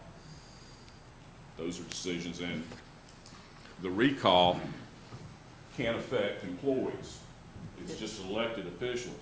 Yeah, Jay, that 15%, that would end up being over 7,000 signatures. Because we get about 48,000 registered voters in the county. And so, but now, if this was somebody in a district, then it would be 15% of their district. Mhm. But that still gives you so like divided by 8. Most of these districts are slightly less than 10,000 Yeah. people. I got a question. Is it of the registered voters, or is it of the ones that voted in the previous election? No, I think you talked about registered voters Yeah. before. That's a very high threshold, but if that allows you to go down to In a district, that 15% would only be 881, but that would be a lot of people to sign the in a petition. district to sign a I petition. guess what she's referencing is that most of them, it's the percentage of how many people voted in the last governor's Well, that's, election. well, the charter laws, and there's other statutes that reference the last governor's election. And that's always a variable that can be used for or against somebody, because if there's nothing contentious in the governor's race, there's low turnout. That's right. That happened We're to, here because of a low governor turnout. It only Right. took 1,776 signatures. that's across how the this whole entire process county. started, because the governor's election. So that's a variable that I wish was a little bit more steady and stable, other than, an incumbent governor that the vast majority of people are satisfied with. You're going to get a low turnout. Well, I think we need to specify that in there. Yeah. It needs to be the amount of registered voters in Anderson County. That's a good point. Or the district. Yeah, Yeah. either one. You're talking about countywide elected offices, and you're talking about county commissioners, you're talking about constables. But 15% is not, I think it's pretty representative. You would have a hard time getting that many signatures. Like I said, it's close to 900 for a district. Okay, at 15%. And If- then, let's see. We usually don't have that many vote in a county commission, And then- district election. I could Yeah, support if it's registered voters. 15% of the registered voters for a countywide election, and 15% of the district voters for a district-type election. Is that what you're saying? that would be 7,000 for a state, for countywide, and about little less than 900 for a district. I'm a little concerned that 15% is high enough. It's too high? No. Not high enough? Not high enough. Okay. Yeah. And I'd like the idea of 2/3 of the voters rather than 50%. I think it needs to be a significant amount of, Yeah, yeah. I But think once they have a recall election, it takes 2/3 Yes. to yeah, remove. that's what I was saying, yes. Okay, well, the blanks are the percentage on the petition of signatures that you need. I've heard you say, we'll need to start having some motions and see where we're at on this. The other blank is the amount to carry the referendum. You talked about 66. And the other blank is how long do they need to be in office? 6 months, year? What's your desire? But let's try to iron this out tonight. Mr. Chairman, 15%, 2/3, and 6 months. That would be the motion. Fill in the blank. I will second that. Motion made and second. Any discussion? I'd like to amend that motion to make it 20% for the initial. I'm okay with that. Second? I'll go along with 20. Because this only needs to happen if it's something really egregious. Right. And I'd go 1 year, it's just 6 months. I'd go along with that too as well. Got two. I kind of think 6 months. I mean, if somebody does something in the first month of their time in office and they're going to stay around a year, that seems like a long time. Besides, it takes quite a while to put one of these things together. So if you wait a year before anything can be done, that means you can't do the referendum for a year. And then you have to set up the referendum election. In the third year. And it's gonna be 2 years, or a year and a half, at least, before you could set that up, I would think. There might be a statute that says once the petition is filed, you have so many days to have the referendum. There is. There's a state election commission. If there's any referendum, it has to be presented. 45 days, I believe. Well, there's, like this one's 80 days and there's some that say 45, it Okay. varies.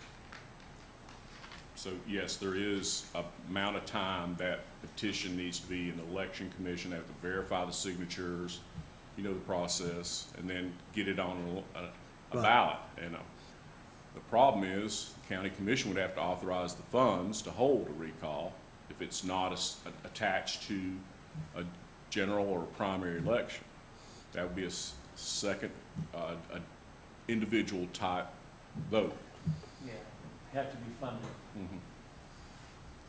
Okay, right now, your motion is 20, 66, and 6. Is that where we're at? Well, they tried to amend it. That was the amendment. It's what, 20? 20, 2/3. And 6. he said 6 months. Chuck wanted to, Okay. had an amendment for a year. For a year.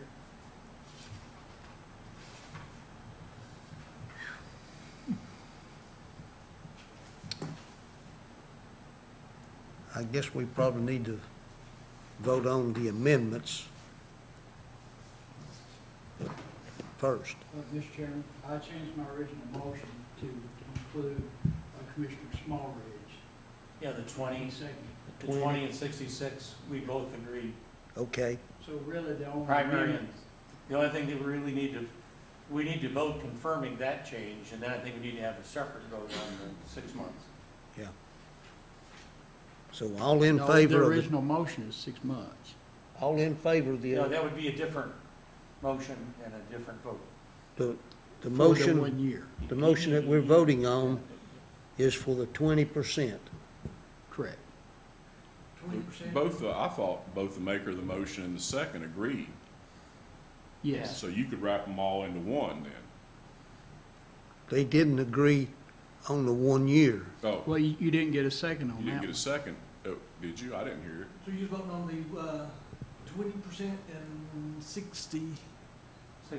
66? Mhm. Now, I have a question. If you say at least 2/3, and then you say 66%, does it have to be 66.6? Yes, Is that what you use? 66.67 to be exact. We'll, and then the other was for 6 months. Now, he, There was no he, second on that he change. presented an amendment for a year. Does anybody want to second that amendment?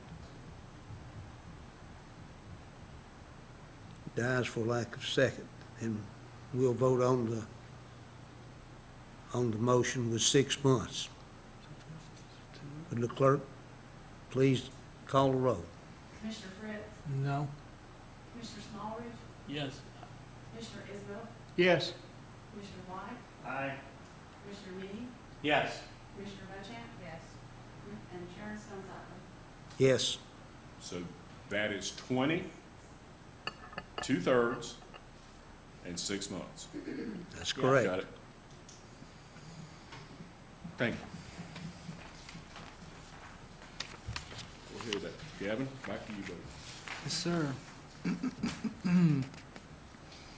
The next comment that I have is on page 30. I think this has already been resolved, correct me if I'm wrong, but it's November. Has that been decided?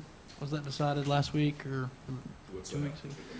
What's I'm that? sorry, section 8.01, the space there, the charter, the result of the August or the November That really election. decided.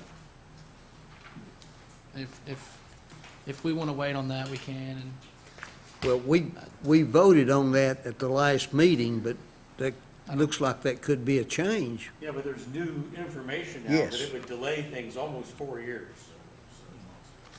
Yes. That's the way I understand it. If we go to November, we miss the September deadline. And so it'd have to go all the way to, when all those officials that are reelected September 1st, it can't go into effect until then they have to run for reelection, so that's 4 year wait. Is that My- right? Well, my question is, and I think we need to consider this. There's no term limits in this. We haven't changed any job descriptions. So what would be the difference? Of what? I'm sorry. What would be the difference in going to the August election to the November? Is that, Well, because when it would take effect,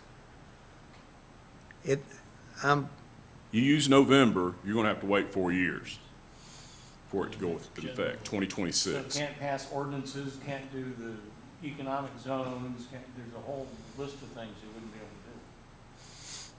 to do. I thought at one time we could say the elections, the charter provisions as they relate to elections will start on this. Like 2 years from now, we have the property assessor and some school board seats coming up. And we can go ahead and put the charter in and start building, working with that and getting accustomed to it. But the way I read that, it has to all go in effect at the same time. So but we haven't changed any of that. you don't have to change it. It's, if you put this charter out to the voters, and if they pass it, it is the charter. I realize that. It doesn't have to have any changes whatsoever in it. You could, 4 years is state statute. right. Okay. It's off But the, it wouldn't go into effect for 4 years if we wait until the November Because of the election. 8 days. no, because that statute says it goes into effect at the expiration of the existing office holders. So the expiration of that would be last day of August of 2026. Okay. 4 years. That's the dilemma you're faced with there. So you're saying,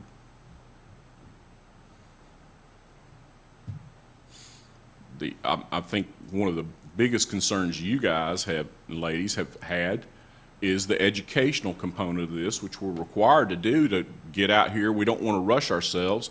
You want to tell the public exactly what's in here. And I've heard several different things, the pamphlet, posting the charter on the county's website.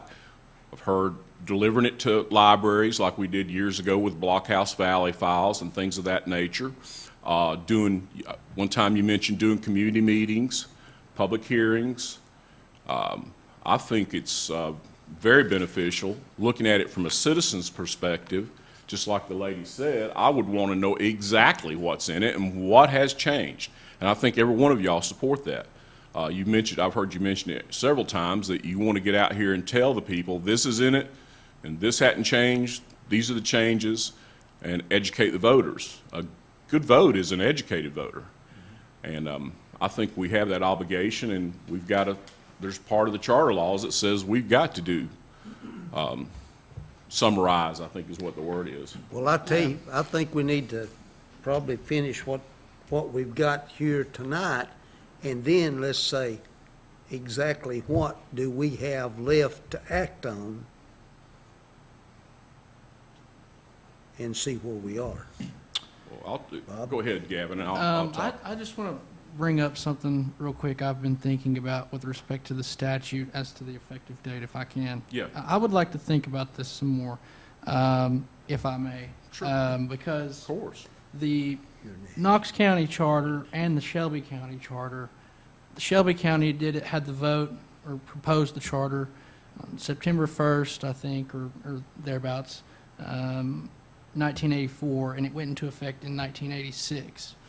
In Knox County, it was 1988, and it went into effect in 1999. I'm not sure whether this is, I'll defer to you, of course. No, I want to defer to you. I think we agree we need to research that, because the only provision I could find is that one in the charter statutes on the effective date. Yeah, I agree. I don't know if it's talking about the incumbent members of the county legislative body. If it's the As voting of- process, like I was talking about, yeah, I think the voting process could start in 2 years as it applies. The rest of it we could have now. That's the Right. question I think I have. For some reason, it appears in those counties at that time, the incumbents' terms ended within the next 2 years.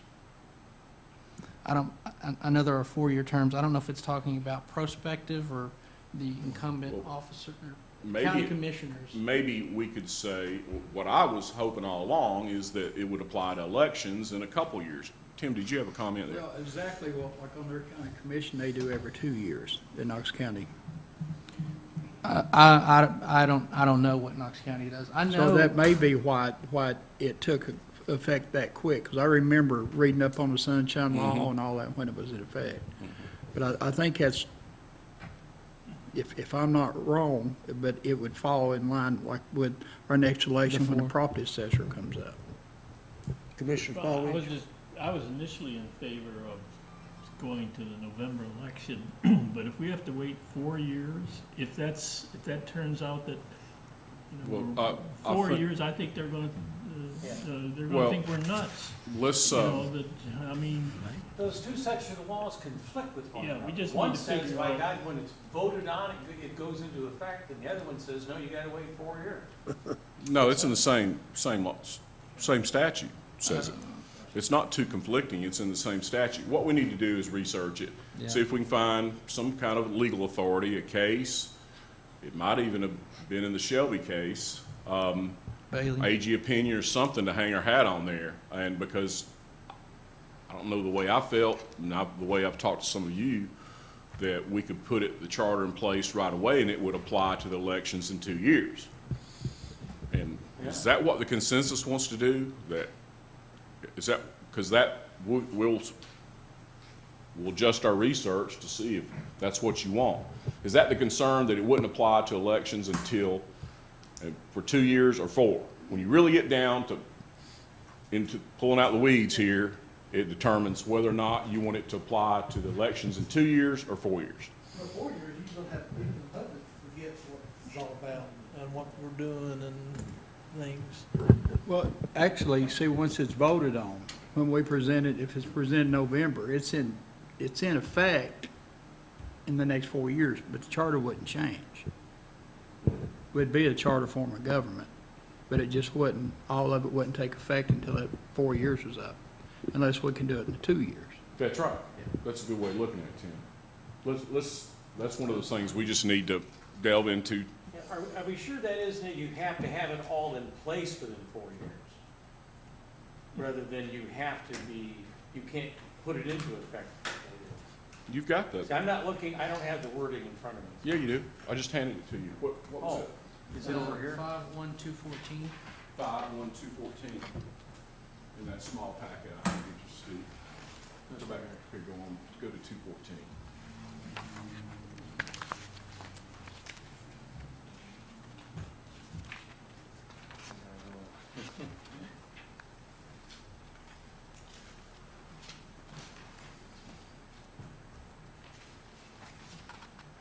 Oh, that's 211. You could have told me it was the last page.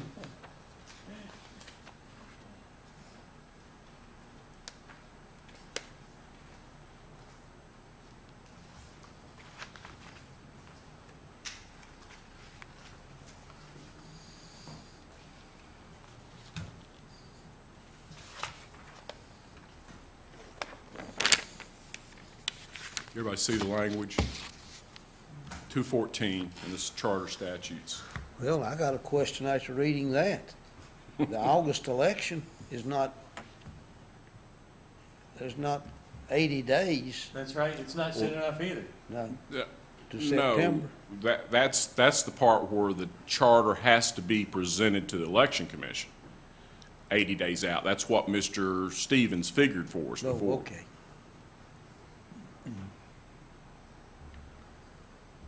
Okay. This is all part of the same sentence, Jay. Yeah, I If the know. charter's approved, then it's effective on September 1st of the year, which the terms of the Cumberland County Legislative Body provided, expire, provided that such referendum shall have been at least 80 days prior to such date.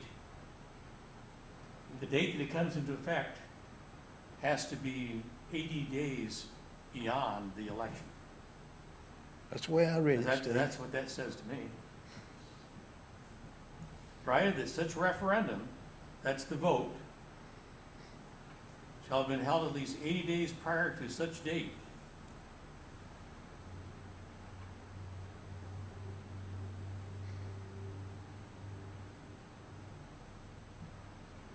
So if we do this in the August election, we still can't have it go into effect on September 1st. Now, that's the way I read that, but I'm not an attorney, nor have I played one on TV. So does that mean that we should have been voting to have this by primary? Yeah. Well, no, it has to be a Well, no, it has general to be a election. It has to be general election, It has to, the primary, you can't do it. That's right. so there may be conflict, and you can't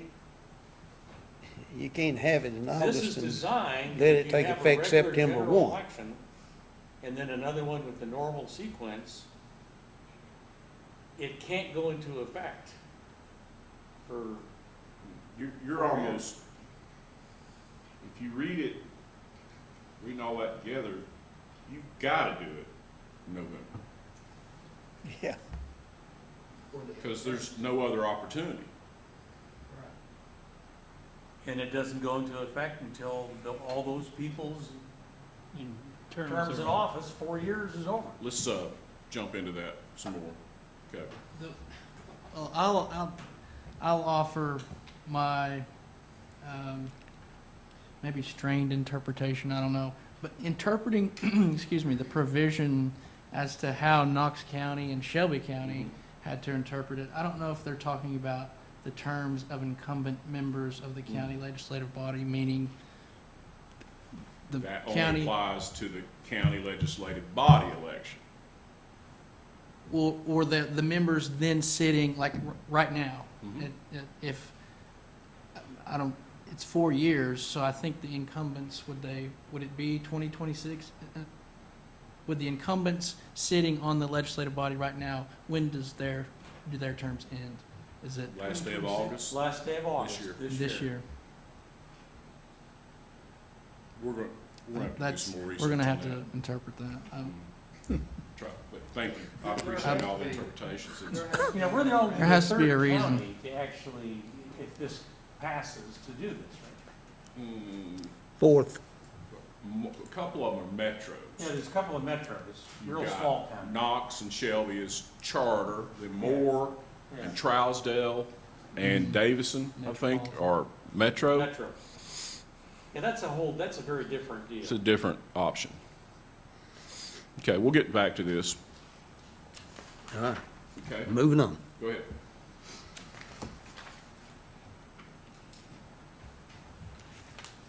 Okay, I'd like to talk next about section 8.05. There was a comment from a couple of weeks ago. I'm sorry, what page are you? I'm sorry, page 32, page 33. That's something that I'm going to talk to them tonight about. Okay. Exactly the type of amendments, because the process is different. And I started going through and trying to do a survey of the different types of amendments and the different mechanisms. And so I'll talk to them about that, Okay. see which ones they want to put in place and which ones they don't. And at that point, we can expand this provision. Okay. Okay? I'll wait for, You want to go on to the next one? yes, sir. On page 35, section 8.08, conflict of interest, subsection E. Hang on just one second here. Your 8.8E, that conflict statute changed again. It's been passed by the General It Assembly. was passed. It was, and it's a little bit crazy. They try to adjust that almost every session or every other section. On the review, though, I want you to know I believe you voted at some point in the past that mandatory charter review would follow the state statute on amending the state constitution, which is 6 years. Am I correct on that? Yes, So Okay. it'll be every 6 years, Okay. but still, we've got a lot more to go in that process. Go back to conflict. Well, I'll, on that, I'll just say, I think there was it was mentioned that there was a motion passed. I looked for it in the minutes. I couldn't find it. If there's something out there, maybe I can look again. But I'll include 6. Is everybody in favor of that 6-year mandatory review? That's consistent with the Tennessee Constitution.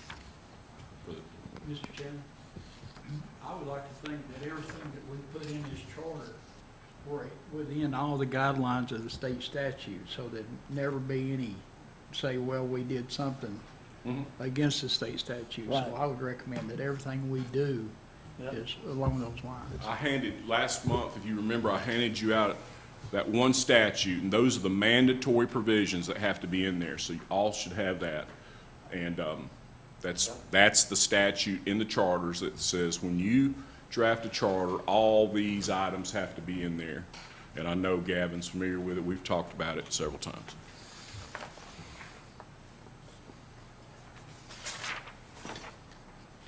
I know. Okay, You're talking about amending the charter? No, the necessary, Tim was talking about he wants to have everything that's required by law in the charter. Is that the way I Right. understood you? He doesn't want anything left out, and none of us want that. But the way to assure that is that, and I know Gavin's doing this, we've talked about it, is to go down that statute that says everything you have to have in the charter. And that's what we're doing. Mr. Chairman, I was talking about amendment to the charter prior to that comment by Mr. Isbell. If you have the motion, if you know of the motion. The 6-year mandatory review? No, I think it was, well, yeah, if the, specifying the 6 years, if you have it, I'll grab it maybe. This is the only copy I have, Okay. but it passed, and I'm like you. That set amendments, I can get you a copy of it, though. Let me just write the date down. On page 33, Delta, that part that was comments, those dates, looks like those are all going to change. Yeah.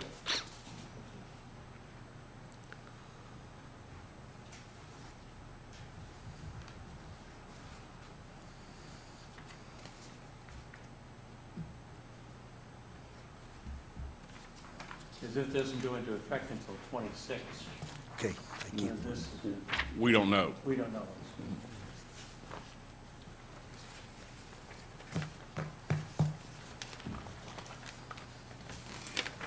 Okay, conflict, subsection E, page 35. I think there was a comment on this first sentence here about possible issues with regard to conflict of interest issues that may be grandfathered in under state law. I've added in accordance with state law in that first provision there to provide for that, those grandfathered issues, if that's, but I'm convinced that's the way to address it, because that's such a moving target in the state. And we have to be in compliance with those rules. If we put this in a charter, we can't say, no, we're gonna stay with the old way. They're gonna require us to go to the new legislation.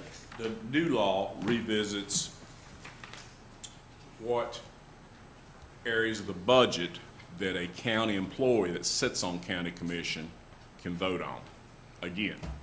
And Steve, you know how many times that's popped up, so Yeah. that is, that's the issue again this year. Yeah. An employee of the county or a conflict of interest with a contract because they have something to do with someone. Right. And there was a change to the 81 Act, I think I brought this to attention, County Commission, that didn't allow employees to receive any other money other than from the county. Their paycheck. Well, the problem was we had several employees that did work for the county on the side, and then we had sheriff's deputies that got a check from the school board to work football and basketball games. Yeah. So brought this attention to the comptroller and said, you know, this is pretty harsh. These men and women need to be able to work these supplemental jobs. In a sense, they're still working for the county, but not the same department. So the comptroller presented a bill without us having to do anything and eliminated employees out of that 81 Act. Now it just applies to officials and members of the purchasing department, finance department, things of that nature. So what they did again this year is make it applicable to the 57 Act too. So just that allows a little bit more freedom for county employees to work for other departments in county government. So that cleared up, I think, a big issue.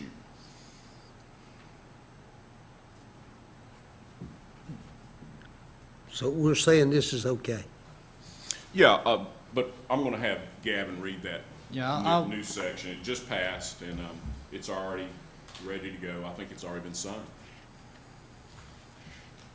I'll incorporate it into how I have it drafted right now. And the other thing is, make sure you limit it, the relationships there, make sure that's consistent with state law. That's pretty broad. Parent, step-parent, foster parent, parent-in-law, child, spouse, brother, brother-in-law, foster brother, step-brother. That's pretty broad, but look at that, make Okay. sure it's consistent with state law. I don't want to have a situation where somebody's in violation of the charter, but not state law. Got it.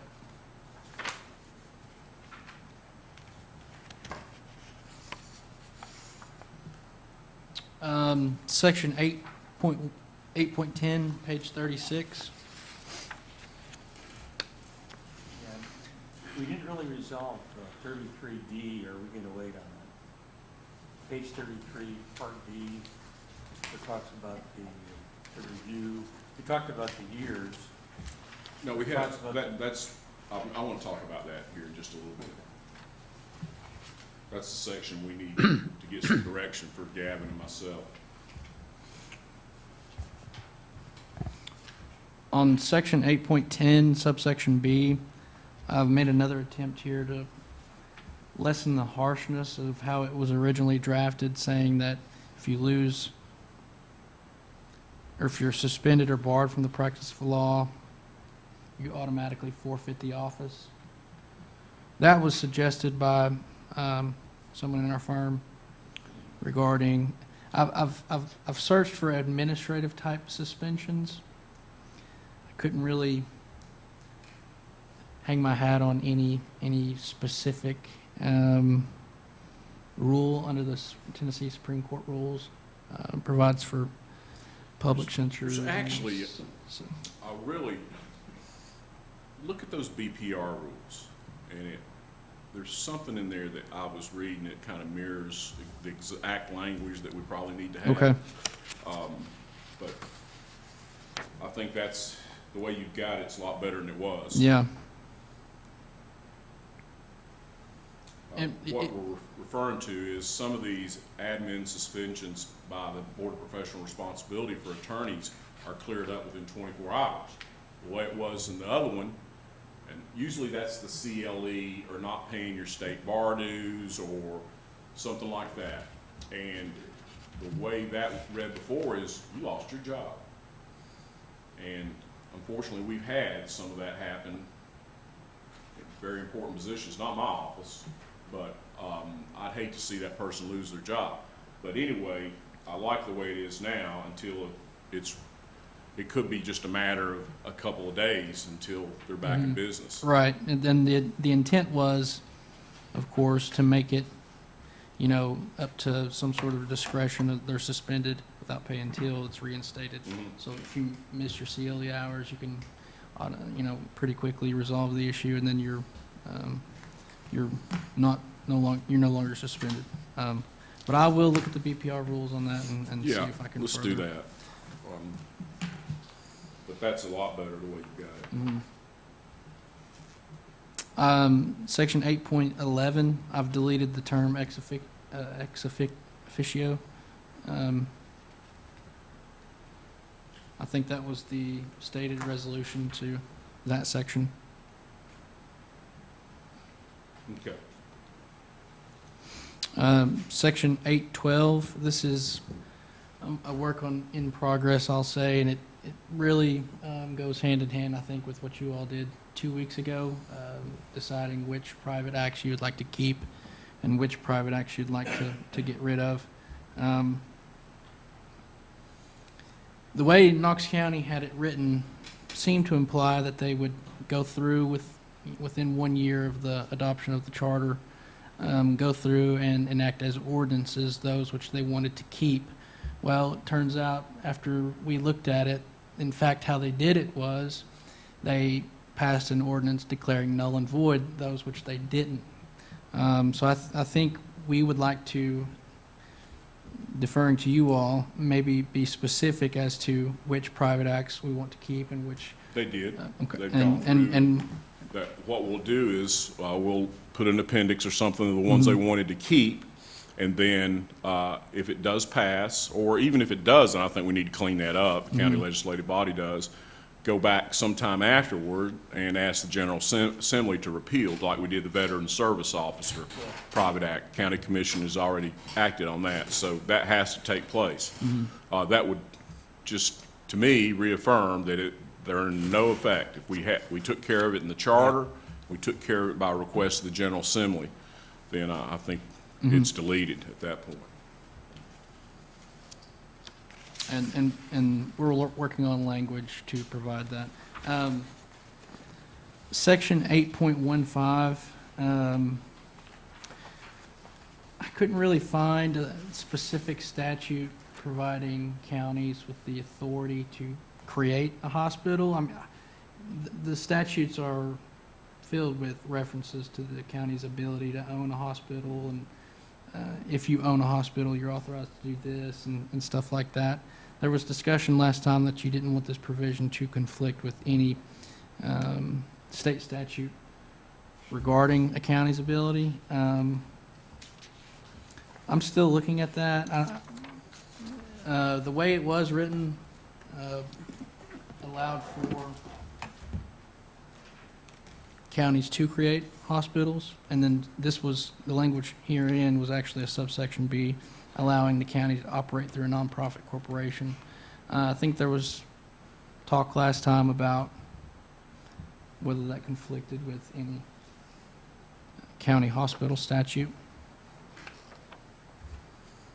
That's interesting. You found no enabling authority on a county hospital? Well, there are statutes, and I've Statutes that tried. reference it all Mhm. over the place. In Mhm. fact, I think, isn't there something in one of the charter statutes, but you'd think there's some kind of authority to do that. Right. Even in the 81 Act, it's got a provision there. Does this apply to your hospitals? Correct, yeah, and I found that, and I've found 51124, county's ability to own a hospital. From my research, the way that I found that it's typically done is by private act. Okay. Well, if that's the case, I don't think this county's ever going to own a hospital, but I could be wrong.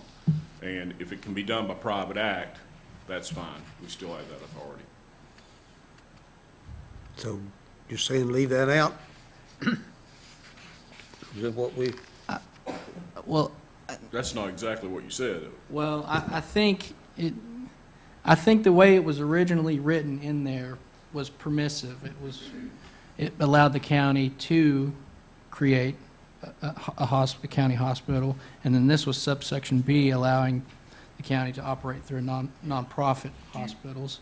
That's like permissive when I put in there about countywide fire department, the magistrate system. So what he's saying, would you like to just have the authority? The ability The ability to create a clinic, hospital, nursing home, or other extended care facility in the county's name? That would preserve that ability, or if that does come up in the future, we could try the private act route. But, I have a hard time believing that the state is gonna tell a county that it can't have a medical clinic or a hospital or something like that. And the only way they would limit that is you're gonna have to fund it, you're gonna have to show in your budget that you have the revenue to do what you're planning on doing. But I don't think, I can't imagine the state telling us that we can't do something that's a public service for health and safety.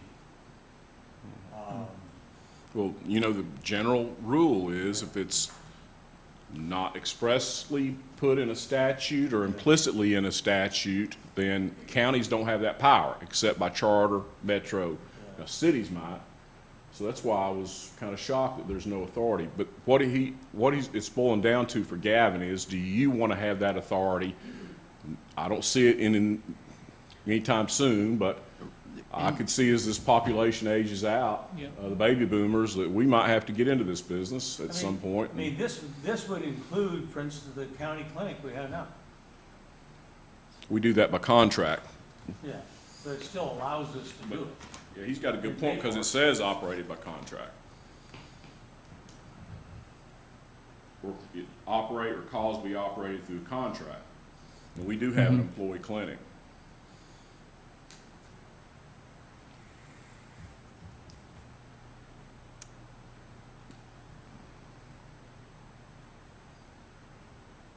Let's, I think We we need need it. to keep it just because. well, I don't want to, whatever we do, even though we do our contract for the health clinic, and that's in a firm contract approved by the county commission, this gives us a little bit more support. I believe leaving that in there, it gives you permission to do it. Right. It doesn't say you have You to have do to it. You're correct. And I think we discussed that before, reason for leaving it in. Does anybody differ? Do we need to take a vote on that, or is everybody okay with just leaving the authority in there? Yeah, and I think the 8.15 health service needs to stay in place. I'll make that a motion. can I say one thing? Yeah, sure. You'd like to go back to the old one? Well, again, I Yeah. would stress that that's a piecemeal section of a section that was in a Put that other later section draft. back in, and Okay. then we'll let them look at it next time in its Okay. entirety, make sure they're okay with it. Okay.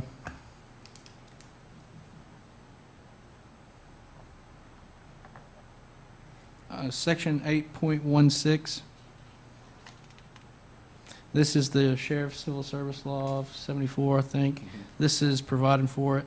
In fact, you mentioned earlier what has to be included within the Charter Enabling Statute 210.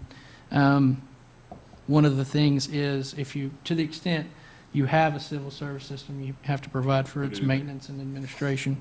And we think that covers it. If and we have it in there right now as in accordance with the county sheriff's civil. If it's not in there, it won't exist any longer, and that's a great benefit to our classified service. I thought we voted on that last time. Well, we did.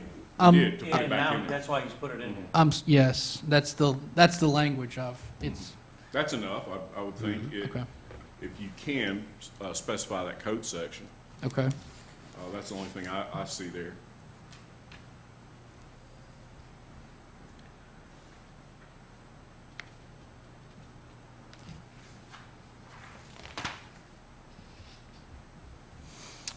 Section 8.20, this is how we had it in here a couple weeks ago, providing that the State Department of Audit will continue to audit the county annually, and the term annually has been included in there.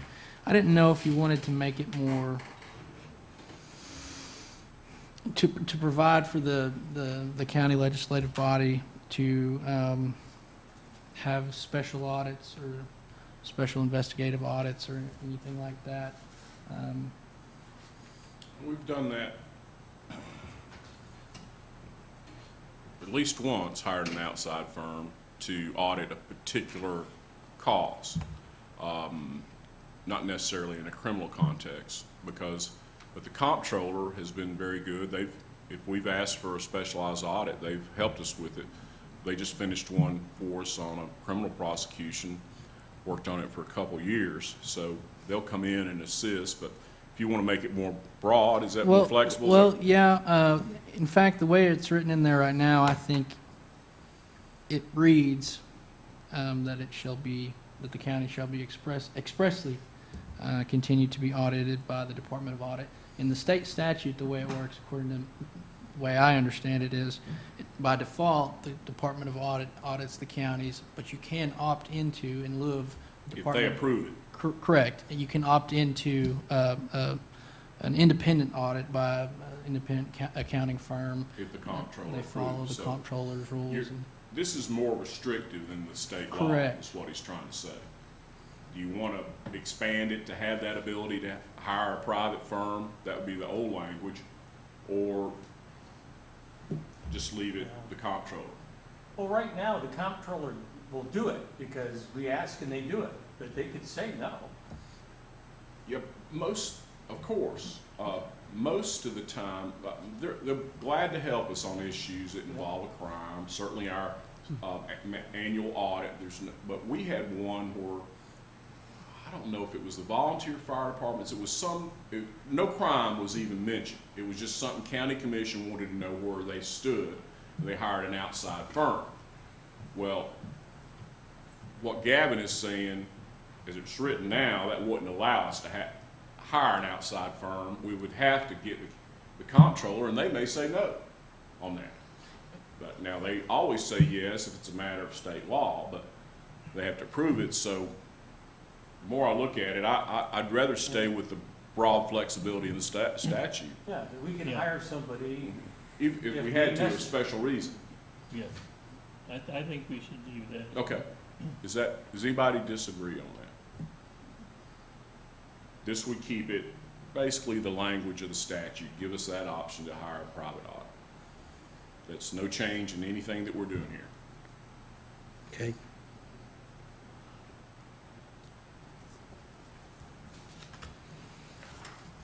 Okay,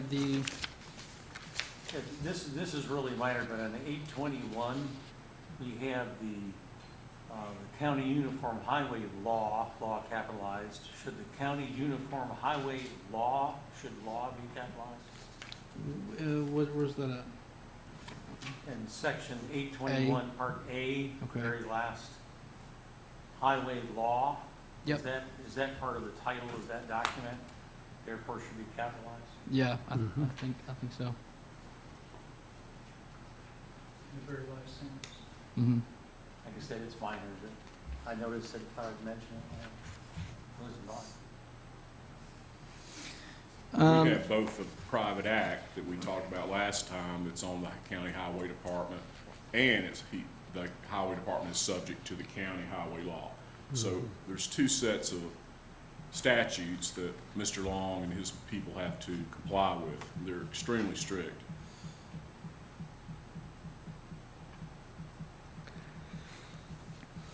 Section 8.22 on the same page. This is a rewrite of language that was presented last time.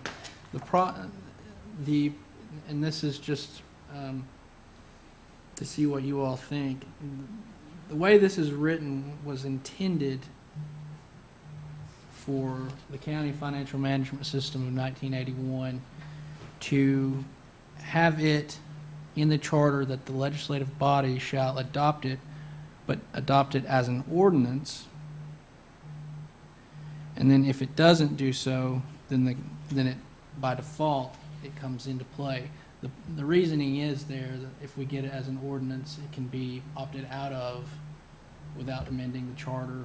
If it's in the charter, we're afraid that it's going to be, you're going to have a referendum to change the charter just to go from the 81 Act to the 2030 Act. That's just a rewrite.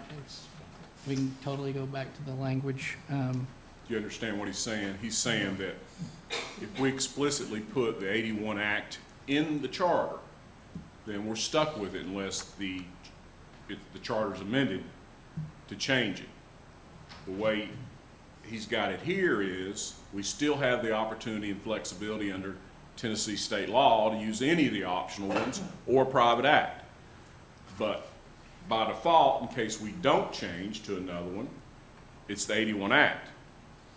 In fact, this is more aligned with state law. It gives the county legislative body the ability to change your financial management statutes instead of being stuck with the 81 Act by charter, forcing us to amend the charter.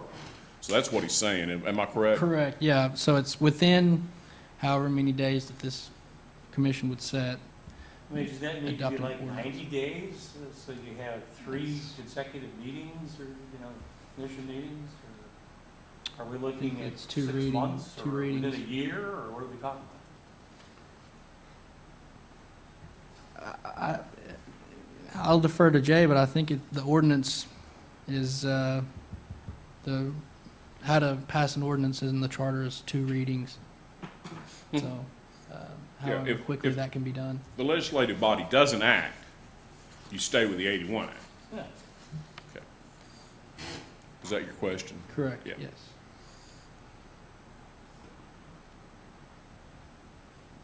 Any questions on 8.22? Everybody understand the way it's written? Okay, you ready? Well, I like what we, go ahead, Steve, I'm sorry. I did the same question, within how many days? There's a blank there. Mhm. I think that would be up to the commission, however many days. At minimum of 90 days, Okay. maybe 6 months, but I wouldn't want it to be dealing with a new set of commissioners and have to explain everything to them and them not knowing the pros and cons of each set of statutes and the history. So I'd say a minimum of 90 days 180 days? or 180 days, 6 months. Okay. And, or we can Anybody want change it something to less or months, more? Well, my question is, I've heard a lot from the commissioners, the county commissioners, on this Mhm. here, talk about how good the 81 Act has been, Been very smooth. and I would hate to see something put in to where, every time you had a new commission coming in, that, you're going back and forth, and that affects every department in the, Especially when you make a radical change to like 57 or something So- like that. so It we- is and we've- big. we've put the 81 Act in You quite voted a for few it. sections in this charter. You actually voted for it. I asked you 2 years about that, and you voted to Yes. retain the 81 Act. So if you're fine with that, then we'll change it to the 81 Act is adopted herein. But if you want the flexibility to change, we need to modify that language. But to your question, yes, the 81 Act has been very good. I think our balance sheet looks better than ever. Tim's on the finance committee. Yes, Saber, do you have a question? Yeah, the only point that I wanted to make to this is, it's good now, but what's gonna happen 20 years down the road when we have a whole new generation of people coming through? We've gotta think about this charter for those people too, not just for the now. We've gotta think ahead of time for something better might come along for the next generation, so we might wanna give them that flexibility Yeah, like, in that matter. The That's- 2031 Financial Right. Act, you know. Well, they've had the 50, they've got a default set of statutes. You got the 57, you got the 81, you got the 90, and she's right. There could be a better option, but that's up to you. If you want to stay with the 81 Act like it's written, that's good, or if you want to have the option to change, that's totally up to you. I don't have any, what I suggested has nothing to do with change, but if we do that, how much are we gonna have to go back through this charter and change where we've referenced the 81 Act in what we've done? I don't, Mr. Chairman, I don't think we've specifically referenced the 81 Act. We've made references to a finance director or, a finance committee, general things like that. But we haven't made reference to the specific 81 Act. The way it was drafted is as provided in Title V. So if there's another specific county budgeting law or county purchasing law or financial management system that comes out, it would be one of those. We were thinking 50 years from now, like Commissioner Beauchamp was saying, 50 years from now, we don't want the commission to be, or the legislative body to be so restrained that they have to wait, for Charter next change. That election. could come from one of the 6-year reviews. Yeah, of course. You can always amend the charter sometime in the future. Yeah. It's whether or not you want to put that ability in now or just stay with the 81 Act and wait till there's an amendment process or a 6-year review. That's up to, anybody wanna make You've already voted for the 81 Act. I know it. But in light of what's being said, does someone wanna make a motion for a change? If something that broad needs to be changed, I see it being done during the 6-year review. It's not something you do all of a sudden. We had a real problem with the 57 Act. I mean, the commission, I think it was it unanimous or one vote against going to 81 Act? It's one of the two. It was a very strong vote, and it's worked out well. You're absolutely correct with that. Well, Mr. Chairman, one Yes. reason why it had worked out well is because the mayor has been there through the whole thing. I mean, she didn't buck up and say, this is all up to you. She's Right. been there Yeah. and putting her input in, so, we gotta give her credit. I can't speak for the mayor, but I think she likes to have the other members of the finance committee there and get their input, because these are the major departments, like the school system, the highway department. Having members of the county legislative body, it's a lot of people to work through it instead of one person. And that's why it's been, I think, so beneficial to this county. And I personally think there's been a lot of unity in the past 4 oh, years. Lord, yeah. Yes. I thought the hard part was going to be getting the school system to buy into it, but they've been, Dr. Parrott has served as the chairman of the finance committee, so that's worked out really well. So what do we need to do? Unless there's a change, we don't need to do anything, because you've always already voted for the 81 Act. Okay. But if you want to change that, we need a motion. But as it stands right now, you've got the 81 Act in there. Okay, you ready?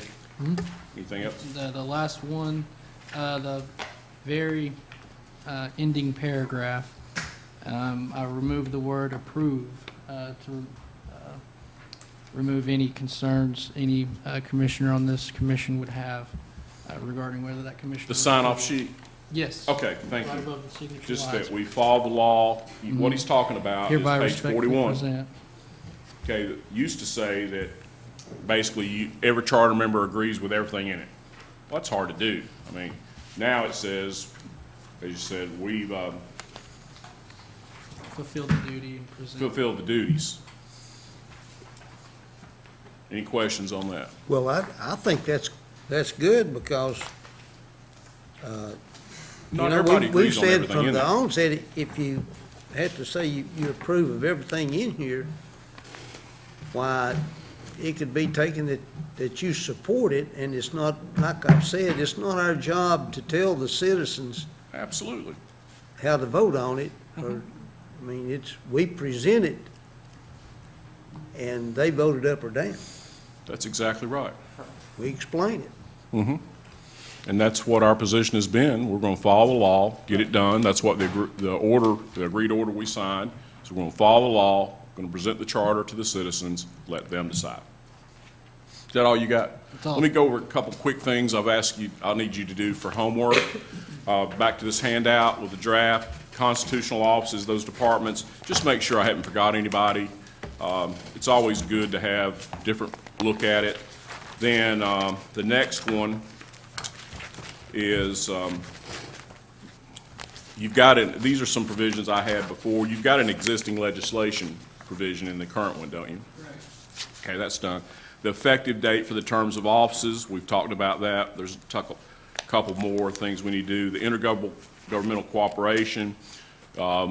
We always have the right to write an MOU, say with Oak Ridge or any other jurisdiction. We remember when we did the MOU for the highway department to help with the stadium down there in Oak Ridge. We've done several MOUs in the past. We've done MOUs for fire department assistance with surrounding counties, and so that's available under state law.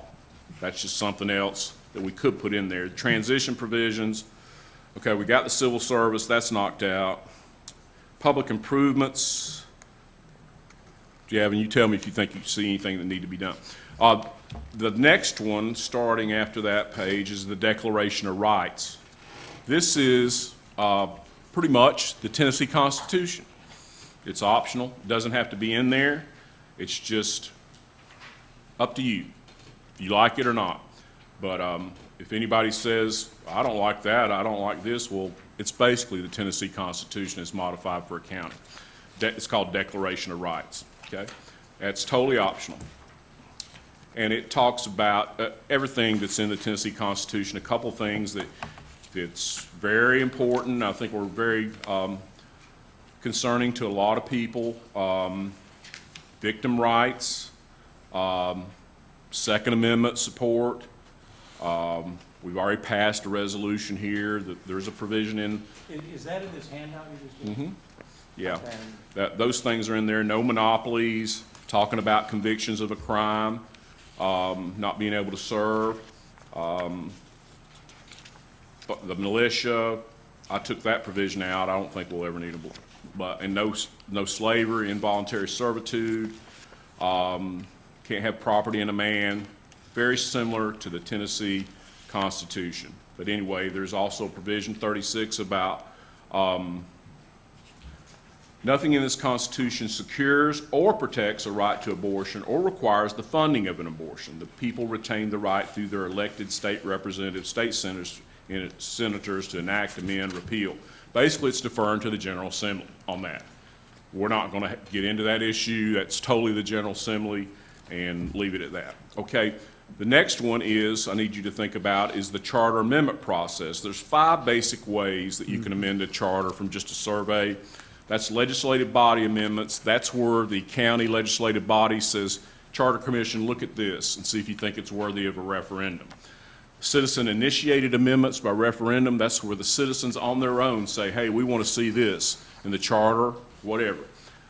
That's very important to give the citizens the right to amend this charter, because if you look at that Constitution, it says that the government is of the people. Okay, this is the people's government. Then the periodic review is number 3 that we talked about every 6 years. Then there's a referral from the Charter Commission, and then a judicial action to nullify a provision. Okay, so those are basically the 5. Look at those. If you don't want any of those, let me know, and otherwise we will develop those for the amendment process. I put the another section of the charter laws for you to bring this all together.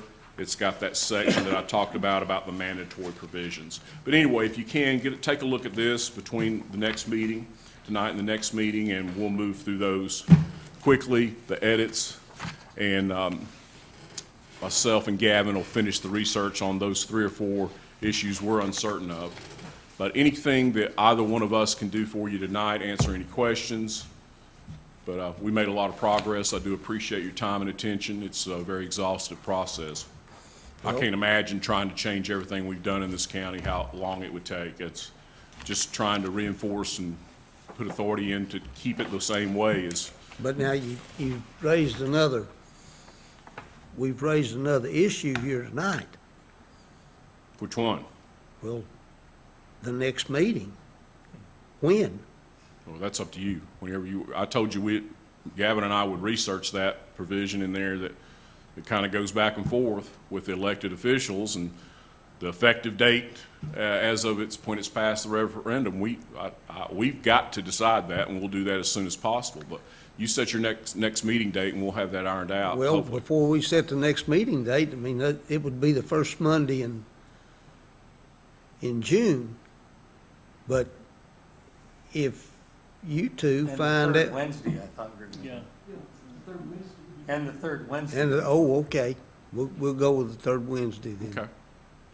Well, can we have the information by the third Wednesday? Yeah, let's Or try the to get it Tuesday in before. advance. Let's try to get it in advance so they'll have Yeah. time to read through. Yeah, That'll be good. So Thank we're you, gonna Jerry. meet Appreciate it. May 18th, Wednesday, No. May 18th.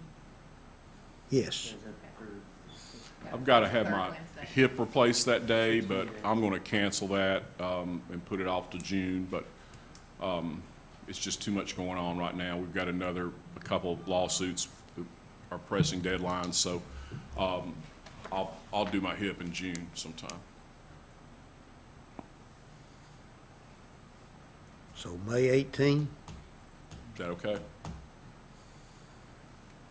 On this review board, we kind of breezed by that, and I thought we were going to come back to it this evening, because it doesn't look like it's really that difficult, because it says it'll be 1 member of the legislative body from each legislative body district. Well, that's 8. And then we're going to have some number of people where it says, There's a lot of questions there, because the question there is if you want the Charter Commission itself to do that review. And that's what I thought I understood, that you wanted the Charter Commission itself to do that review. Or the other option is the way Gavin's got it in there, where the county legislative body selects. And could be problematic. yeah. Okay, we'll try to develop that, and, but if anybody has any comments, please feel free to reach out to me, and we'll get busy. any old business? I'm sorry. Any I new haven't finished business? my Coke. This is a short meeting. Haven't finished my Coke. That's right. Since the next meeting is May 18 at 6 o'clock, the motion to adjourn is in order. So moved. Meeting adjourned.